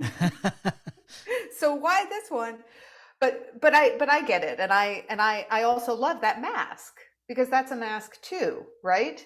Like, is it, it's a mask that's called fiction. Do you have a strange phrasing you would put on the novel? Like a sort of genre categorizer. Um, Like Billy Ray Belcourt, for his memoir, he said he would have called it Poems and Essays, and he would have called his latest polyvocal book a sociological fiction, which I thought was interesting in yeah. both accounts. Obviously, you can understand why those might not land on the book from like a marketer's perspective, but perhaps it also points to a way in which he is deeply unsatisfied with the categories that are available. I mean, I might say something like a book, A book. a book. Yeah. This would be a great time to hear something else from the book that is not a novel or a fiction, but a book. So I was hoping maybe you would read a short section from the first part of the book. And this would be with Aaron as the protagonist, not yet inside of Aaron's bag. Something had happened to Erin. She was not exactly sure what this thing was, but she knew that she moved and lived under its influence. It was sluggish and thick, like the plot of a pre-millennium video game. It was vague, yet absolute. As far as this thing was concerned, it did not matter that Erin had perceptions and thoughts, that time continued to unfold and Erin was conscious in it. This thing was a net, a gate, a spell. It had always been with Erin, but the quality of its presence was changing.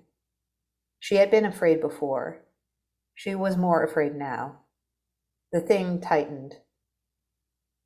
At the same time, Erin knew that the thing was promised to her. It would occur. This gave her a certain amount of comfort. Sometimes she felt that she was upside down in the ocean, attempting to swim up, but hitting sandy bottom, pawing at an obstacle that was supposed to be pliant air. At least the obstacle was real, or if not real, then there. It didn't make sense that it was there, and yet it was. It was there for her, sedimentary and cruel. It belonged to her in its way.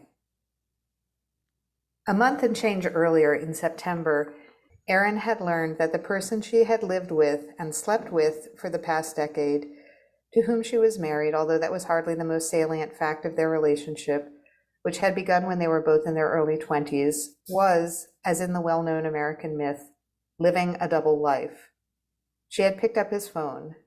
There it was, simple as that. There had been no delay. She had confronted him immediately. It was like diving and drowning. A force did this, a mass, a spirit lived. It was not her. Her husband's name was Ben, and he had gone away. She was beginning to learn all that she had not permitted herself to see. This was psychedelic, this period. It was an inversion, vivid, full of spontaneous visions.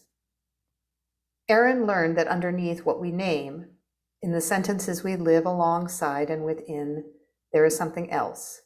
We can feel it when we speak, when we attempt to describe what happens and the people we know, but we will not talk about it. What is underneath is another version of what happens and another version of the people. We know these events and these people too, but they are not a part of what we believe or say. We don't believe it, and we don't believe we live it. We don't say it. All the same, we live it anyhow. Erin had gone into the underneath. This was who she was now. It felt muddy in her lungs. Weird air. Ben had been living a second, possibly realer life with a woman he worked with. They had sex at work and in the woman's apartment. It had been almost a 3-year affair. As much as Erin was now basking in dreck, she tried to remain agnostic. She was in agony, but she attempted not to characterize these events, not to understand them in relation to herself. Ben had left the apartment weeks ago. Maybe it was a month now. And on the few occasions when they had talked on the phone, he told her that she had driven him into this way of living, that it had not been within his power to choose, that the insufficient affection she gave him forced him to seek alternate comfort. She was a bad woman, but he loved her. It was a difficult thing being married to and loving a bad woman, whom one loved so much. Aaron had no idea how awful it was. It was so awful. We've been listening to Lucy Ives read from Life is Everywhere. I wanted you to read that because of the notion of what's happening underneath language. And I wanted to think for a moment about language in relationship to self and whether language could also be a mask that eventually shapes the self, much like the Botox research, perhaps. I wanted to bring up your recent book of image text with Matthew Connors called The Poetics, which, like so many of your texts, has this inverted meaning in the title. Much like your chapbook novel is full of poetry, The Poetics is mainly meditating on narrative. And The Poetics is very much a carrier bag book. Matthew Connors is isolating and photographing object by object every single thing in his car. We get photograph after photograph of them, which are periodically interrupted by essays by you. In thinking about language in relation to these objects, you say, we are ever at the ready to construct objects in certain ways, conceptually speaking, as objects of a story, as tools in a given kind of narrative work. We believe we know where they began and where they end. And also you say, how can poetical, fictional, or experimental literary modes give us new ways of reading and writing history? And also, given the wildly heterogeneous nature of present time, how can we restore to the past some of its former heterogeneity? And how can we grant it the discontinuity it once held? Could anyone ever hope to write such a narrative? Would it even be narrative? And the way I began thinking about narrative, it was the problem. The problem was narrative. The problem was narrative as such did not exist in life as such. And these items from the car were never, I would contend, part of a clearly continuous space and time. How would I establish anyway their proper, exact, correct distance or proximity to one another? But what really leapt out to me as fascinating was your description of what fiction was for you. You say, quote, when I write, I employ a system of mirrors. It is not that they are real mirrors, that you would ever be able to see them in real life, but they entrap images of the world all the same. This is the sort of appliance fiction is for me. I use it to look away from something and still perceive it. Fiction is a way of seeing around corners, a system of mirrors designed to catch images of what I'm not able or permitted to see in my actual life. I am not exactly or always telling stories. I tell superimpositions, overlaps, coincidences, delays. This is my thinking, not diegesis, but recurrence, a style of conjunction, an elevation of what remains unfinished. We can only determine how things look if we see them through one another.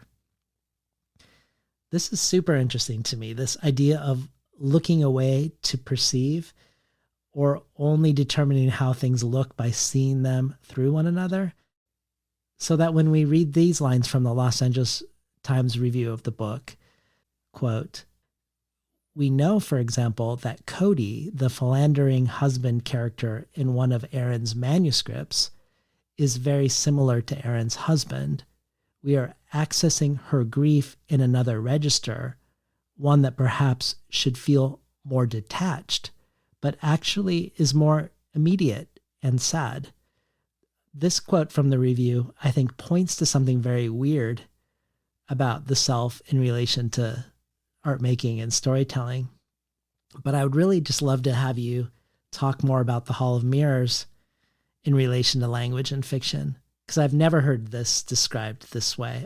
I've never spoken to a writer who's characterized fiction in this way. Well, one important thing about Erin's writing and how it exists as an expression of her experience is that her hands, her fingertips, have touched a keyboard and hit keys to make these words come into existence. Or she wrote them with a pen. But she wrote them with her hand, her fictional hand, but she wrote them with her hand.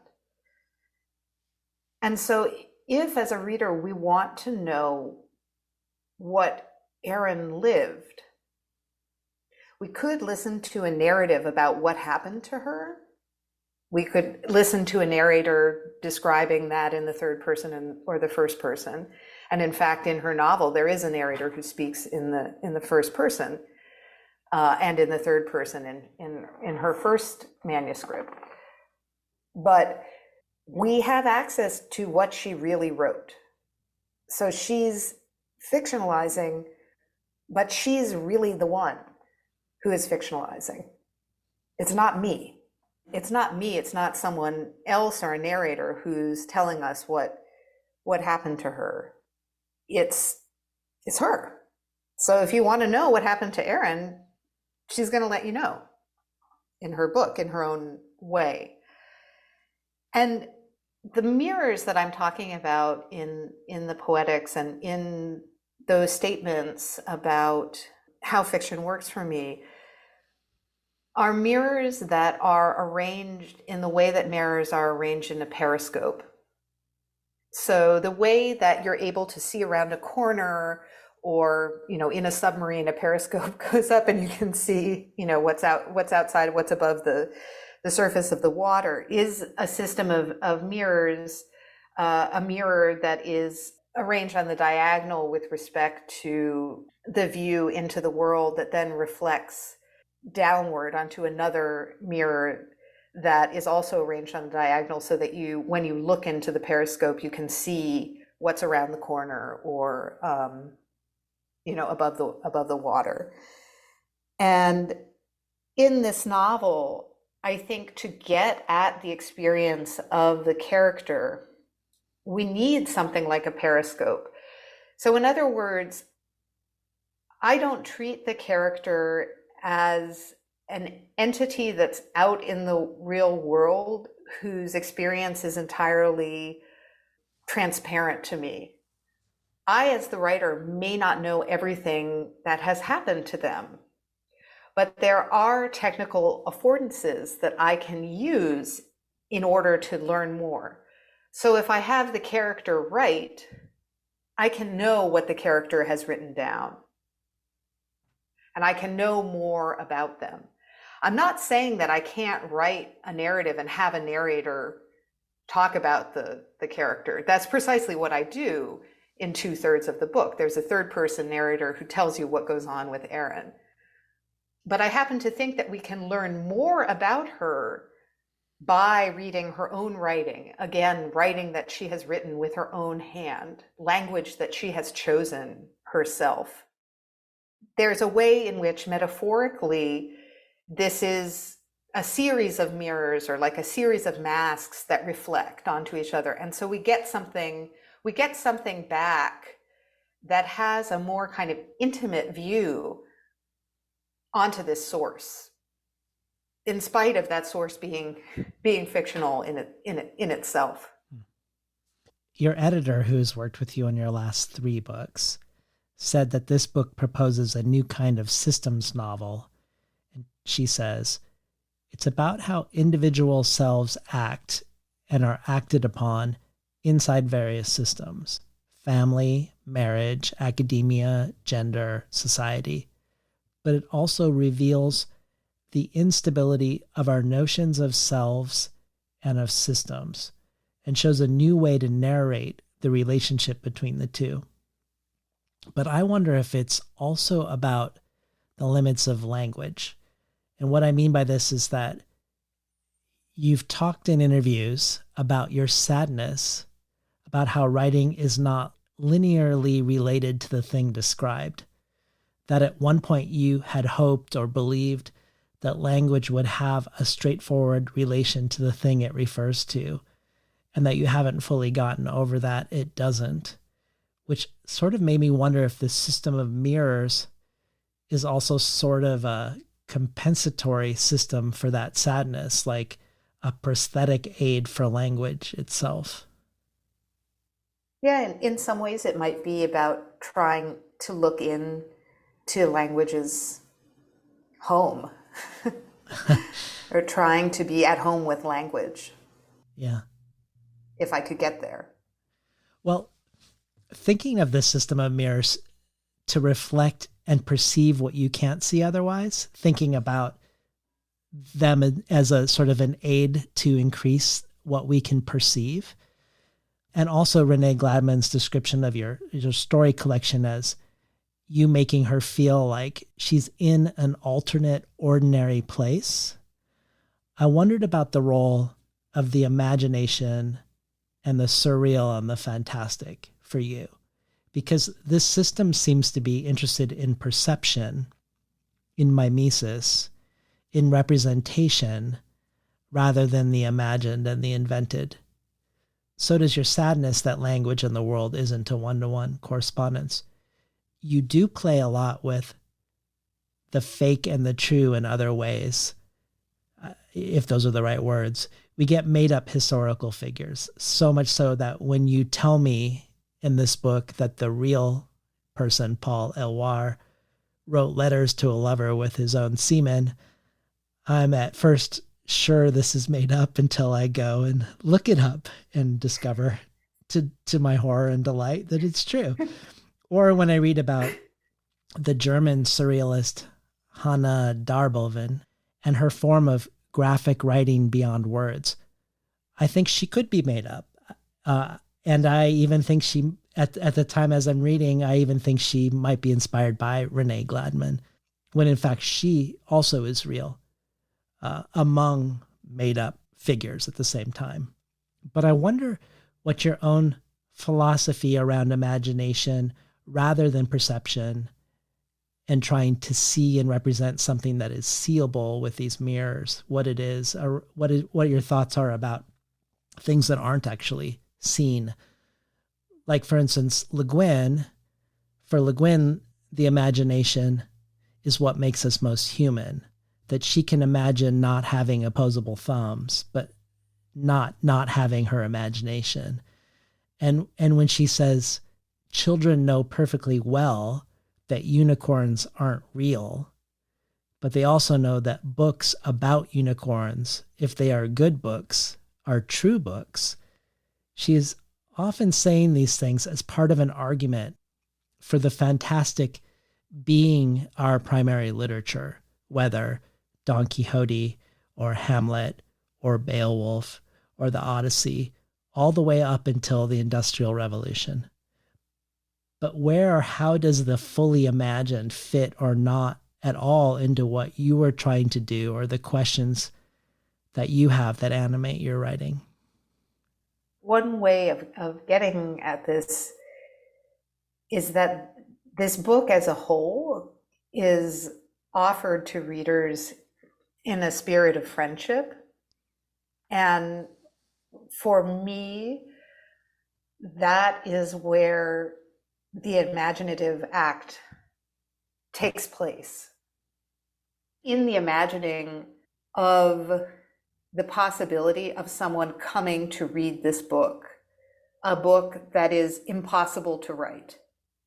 A book that is impossible to write because of its refusal to land on a tone that creates a clear distinction between what is real and what is made up. And the book's endless generation of new ways of reading and new ways of reading its own narrative and the events that have taken place in it. There is, for example, in Erin's second novel, a series of multiple choice questions that ask the reader to choose between and among various interpretations of what's taken place, offering different interpretations of the text. To me, the act of imagination is in imagining a world in which I can give this to someone and I can say, here, like, it's so crazy that anything has ever happened. And we can read this book together and laugh at that. And this book is, in fact, in real life, dedicated to my best friend. Well, partly the reason I asked this question is because of my own experience as a reader of this text. When I spoke to Hernan Diaz about his books, we talked about how, as readers, we give more authority to the outer frame of a story. In other words, if in a book, as happens in Diaz's first book, In the Distance, we begin with someone telling a story around a fire, and then for a long time we are in that story being told, so long perhaps that we maybe even forget that it is a story being told around a fire. When we return at the end to the fireside, we feel as if we're returning to a more real place, even though that so-called truer place is as constructed and invented as the story within it. Your book is structured this way in some regards, with Erin's world being the quote-unquote real world, where she's locked out of her house, and we travel into the contents of her bag for the majority of the book, and then come out again into Erin's world at the end. But you trouble the stability of the outer frames. Inside her bag, one of the books, as I've mentioned, is a biography of a fictional, though in this world real, French author named Charles Le Gouffre, written by the quote-unquote real professor accused of sexual improprieties in the world of Erin. At one point in this real world, Erin goes looking for the one book that Le Gouffre wrote, a book called Passepartout, which really should be the name of your book, as it both means a master key or skeleton key, a key that gives you access to everything, much as your narrative goes everywhere, but it is also a method of framing a picture. But this is really my long way of saying, as a reader, my favorite moment in the book is when Erin acquires this book that's mentioned in one of the books in her bag and starts translating it in real time for us. In the locker room, smelling Study Carol on the top floor of the void-filled evil atrium of the library. But this book is a magical tale. It's a fantasy. So it's not just imagining things that could be real, but that aren't. It's clearly in another realm, and it's amazing and utterly transporting, I think. And in many ways, because of its fantastical nature, it felt like it goes places around the status of women, around representation of women, that the rest of the book is addressing, but maybe circling. And I guess I just wanted to hear more about this brief dalliance in the fantastical that we get, what you see it doing in the book, or any other thoughts that you have about what I'm bringing up around this. Thank you first for pointing this out, because I for a second I thought I was very serious, like I thought I was a very serious writer, but you're reminding me that I am very silly too. and indeed, I do want the reader to come to this part of the book and sort of like put their feet up and be like, yeah, like it was great. It's fun now. Like, And particularly because I'm now asking the reader to read like intertext number 6 or 7. So like I really have to, I have to offer something good. And quickly to go back when you say the title of that Passepartout, or the title of this novella that Aaron translates should be the title of the novel. It is the title of the novel. What do you mean? I mean, simply, and this is a spoiler alert, the thing, I mean, to the extent that this novel can have spoilers, this Life is Everywhere is Aaron's translation of Oh, Passepartout. yeah. Oh, that's wonderful. Somehow that flew over my brain. There's a lot of textual tennis I going love on. that. It is the title of the novel. Bravo. It is we met each other there for a second. Yeah, that's so Yeah. great. So yeah, and so this is without giving too much away, this is a novella that's allegedly written by Charlie, Charlot Democrite Legouff, who is this very esoteric literary figure, amateur photographer of the 19th century, who has been studied by Roger Herbsweet, who is Aaron's erstwhile academic advisor. And his novella, his one work, like, why did he only write one? We don't know.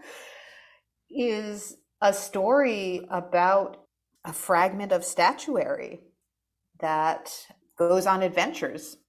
And in some way, it's a chance for me to recover, that hope to write a kind of picaresque about something going around in 19th century America and doing stuff in a kind of miniature style.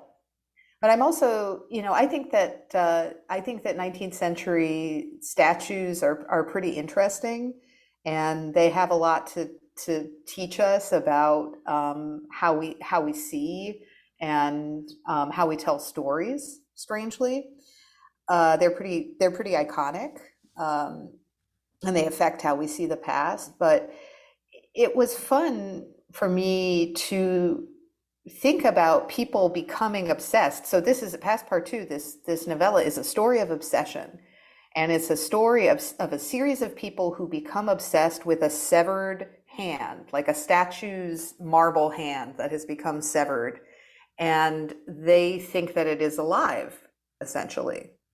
And it is about how that statue's hand changes their lives briefly before becoming reincorporated into the world in a new way, such that you, David, and I might see it as we walk about American cities. We might see that hand again.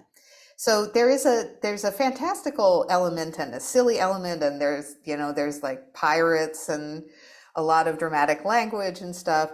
But there's also a little bit of a more serious meditation on allegory and how allegory works, and how it is that we come to have certain kinds of commonplaces that we share, both in language and visually in the civic scene, as they say. So the other thing I wanted to spend a moment with is Hannah Darboven and her non-connotative graphic writing. And with surrealism, something you seem to be attracted to frequently in your nonfiction writing and your art criticism. I love some of the Darboven quotes, none of which I know for sure are real. The event is a construct, a fiction, and it was pure writing, always writing, but not meaning. And this description of Hannah Darboven makes me think of you. Hannah didn't want to say things. She wanted to show what the saying was doing. Talk to us about her, why she's a comfort to Aaron in this book, and by extension, what she might mean for you.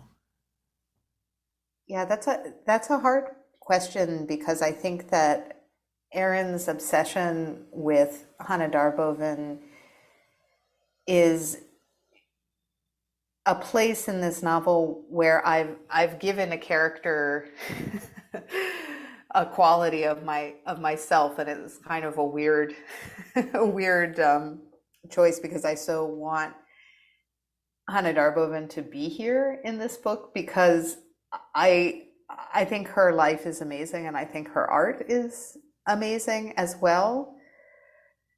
And one of the reasons that I love her art is that she made rooms. So she made work that in some ways is very minor because a lot of it consists of writing a loop every day that looks like a letter but is not in fact a letter. It doesn't mean it doesn't have meaning.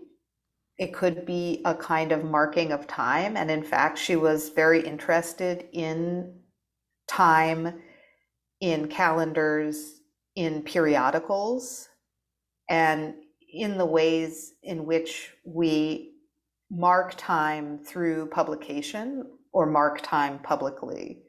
And she was very interested in how we parse history and what feels historical. And the rooms that she made are often made of these very minor marks, repeated over and over again. And so when you go into a space that contains her marks, it will include things that have been marked or canceled by her, different kinds of print ephemera. They might be postcards or calendars, or she also worked with musical notation. She's a classically trained musician and composed music as well. You see something that's composed of minor things, cheap materials, and also found objects, like kitschy found objects. But you have the sense that you are within something that has a greater import that can become manifest to you if you linger with it. And she gives you access to a feeling of historical time. It's not exactly a grand feeling of historical time. It's certainly a strange feeling of historical time. You know, other adjectives I might use to describe it would include lopsided, also funny sometimes, uncanny, maybe mesmerizing, hypnotizing. And there's a relationship to these loops and the bombing of Hamburg and these things called radar chaff. Could you speak to the radar chaff? That was so fascinating, that among a million details that you share with us from history. But this was fascinating to me, the sort of writing that is graphic writing and how it's related to a way to interfere with a certain type of communication during the bombing of the city. This might also go back to the question about how you can read trauma in this book or in relation to writing in general. And again, this is speculation on the part of Erin in her autofictional work.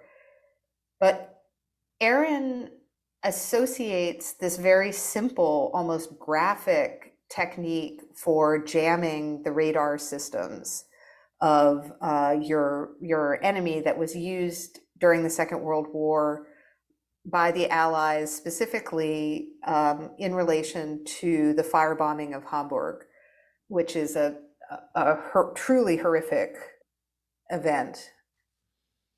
What happens is that it's like a very simple method, which is just to release reflective material into the air so that the path of any kind of echolocational system, and again, this is also related to the technique of the novel, is redirected and doesn't meet the target of another body moving through the air, which might be an airplane that's armed with armaments that it's about to release on the city.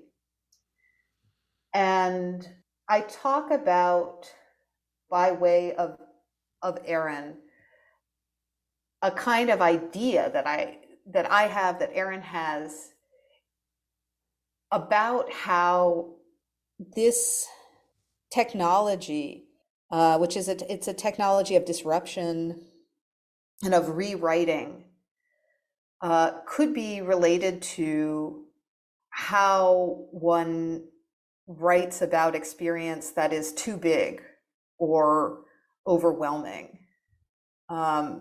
And that we might either have the experience of not having an experience, or, discover that we don't know, to go back to what I was saying earlier. And we need, again, some kind of technique to reach that experience, however imperfectly. And paradoxically, there is something about Hannah Darboven's asemic, not semantically meaningful writing that captures experience very vividly, in my opinion, and also in Erin's opinion, because I've shared my opinion with Erin. And that it's a way that we can think about the relationship of writing and history, to go back to some of the earlier things that we can think about. And it's a way to try to look into the house of language too. Not to try to make meaning, speaking of surrealism, trying to make something else might allow us to kind of like creep just a little bit closer to meaning. Before we end, I want to spend a moment with the electric bill in the bag, a very large and very late unpaid bill. Because there's one passing moment in the book where Erin, who's in this terrible marriage, who is getting a degree within a department that is wildly, if familiarly, dysfunctional, and where both her books are seemingly unmarketable, and where she fantasizes about getting a large cash advance for her fiction. And then she says, if she did have such an advance, she would leave her program and her husband both. It feels like this moment says so much about what the book is saying, about how much her choices aren't real choices, as so many of them are attending to avoiding financial ruin more than following desire. And this is very gendered within the book as well, intersecting with the status of women. And this also feels like something that interests you in your nonfiction. I'm thinking of your very smart and also very funny piece called Sodom LLC, the Marquis de Sade and the Office novel, where, among other things, you argue that 120 Days of Sodom is an Office novel. So saying about Sade's writing more generally, you say, his writings are extraordinarily, purulently concerned with acts that can be accomplished only by people working in groups who follow in an orderly fashion arbitrary rules and regulations. These secular constraints not only defy common sense, but fly in the face of what we usually think of as basic respect for the sensations and lives of others. Thus, another neologism, sadism. The writings of the Marquis de Sade describe dispassionate intimacy in the plural. In this sense, they foreshadow the social world of the contemporary office. Sadean sex is, to inject a contemporary term, the fuck of the spreadsheet, in which all markers of identity and sentimentality are like the foot-long dildo the eponymous libertine heroine of the history of Juliet uses to impale a 9-year-old girl, detachable, iterable, and sortable by size. Anyone can be a libertine, provided she or he is willing to be systematic. And also, I think of your essay, After the Afterlife of Theory, where you talk, among other things, about the number of undergraduate students you've had who were homeless or faced homelessness, who already had a staggering amount of student debt, who are often gig workers, sometimes sex workers, and who left you unequipped with what to meaningfully say to them. And in this light, where you question the value of theory, among other things in this essay, you say, while I remain a bit agnostic on the theory ruining everything or not issue, there are 2 points on which I am clear. One, it is a mistake to think that you can replace theory's strong descriptions of colonialism and late capitalism with vague allusions to said descriptions. And 2, the cost of a BA is more distracting and enervating to the citizenry than any form of relativism, narrative or otherwise. So thinking about the titles of the 3 sections of Life is Everywhere, which I now know is Passepartout, and their progression from section 1, paralysis, to interiors, to lives, I wondered if and how Life is Everywhere might be puzzling your way toward a language for something like this. The way this gigantic bill in her bag is maybe like botulism, and the tiny microscopic thing is actually really large and affecting so much. Something that in your real life left you speechless in front of your own students. When I said to you earlier that the genre of this novel is book, this electrical bill, this Con Ed bill that's in the novel, which is reproduced in such a way so that you have to rotate the novel and hold it up so that what's normally the side of the novel becomes the top of the novel. And we see something approximating an 8.5 by 11 sheet of paper. And there's also a dotted line on the second, the recto of the electrical bill, saying tear off here, so that you can remove the payment slip. And if you want to pay this bill for the characters, there's an address you can mail it to. And in fact, that's a real address. So your payment will indeed reach Con Edison if you're that sort of reader. So there is a little bit of a gesture toward, inevitably something real that might be underlying this book, but also to the reality of the book and the realness of the format of the book, and that the book itself is participating in the narrative and is not just a substrate, a support for the text that is telling us a story.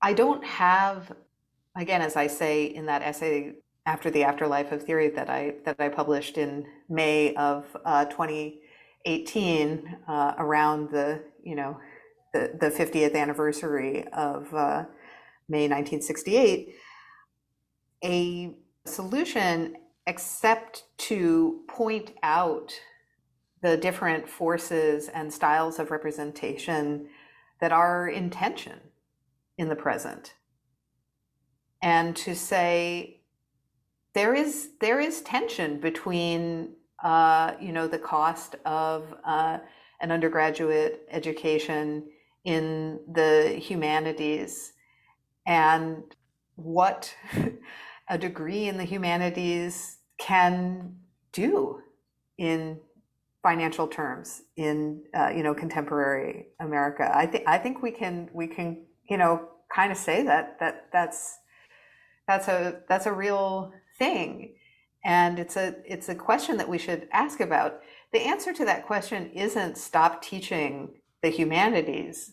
or do something to the humanities to make it more profitable. Those are not answers that I would propose. But I think that reading and writing is only improved by attention to contradiction and attention also to the places in which we choose not to feel and choose not to attend to experience. So again, that's something that I'm dealing with over and over again in my novel, and to such an extent that I want to call it a book, because that's what it is. It's a book. And that's our experience of it ultimately, is as book. And it's tricky to get to that, to get to book space from fiction space. And I think that that's interesting. That's also something that we should pay attention to. Well, let's go out with one more brief reading, this time from deep within the bag, deep within Erin's rejected novel, fittingly titled Hypergraphia, the opening page of the section called Memories of the Future. I've never tried to tell this story. I've told plenty of other ones, and to almost anyone who would listen, especially once I got divorced, but never this one. The reason I haven't tried is that I'm not sure that it's a story. It's like I've removed myself from so many of the scenes and so effectively that although I know what happened, I'm not sure what relationship I myself have to the events. It's like I'm floating on the ceiling. I'm sitting on the bookshelf. I'm laid out underneath the kitchen table. I'm tucked into a drawer. And I'm not that person. I'm not that person there who lives and speaks the words. The major problem with the story is that it does not begin.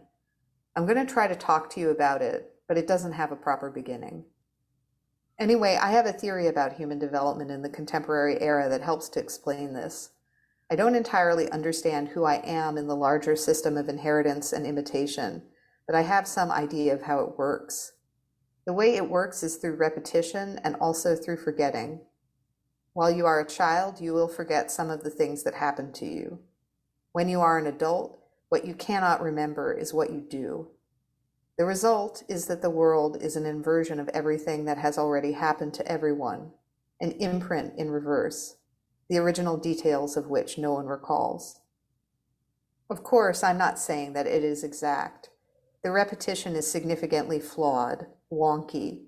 It's like how the camera lens, that device that organizes light and distance, necessarily distorts that which it at once reveals.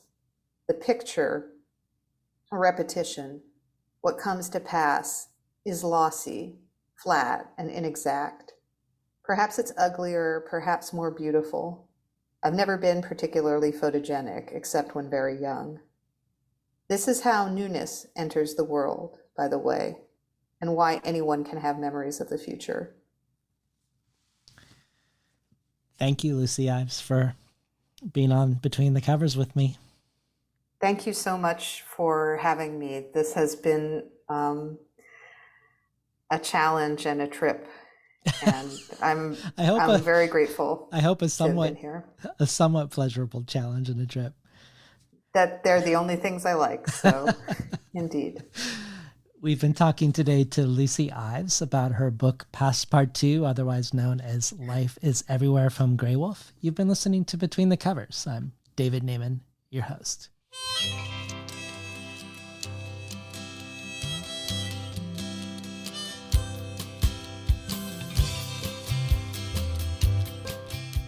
Today's program was recorded at the volunteer-powered, non-commercial, listener-sponsored, full-strength, makeshift home office of me, David Naiman. You can find more of Lucy Ives' work at lucy-ives.com. For the bonus audio archive, Lucy adds a reading of her 5-part writing prompt, Exercise for Writing from Memory, which joins supplemental material from Jory Graham, Dion Brand, Rosemary Waldrop, Nikki Finney, Natalie Diaz, Arthur Z., Forrest Gander, and many others. This is just one potential reward and possible reason to join the Between the Covers community as a listener supporter. Every supporter can join our brainstorm of future guests. Every listener supporter receives the supplementary resources with each conversation.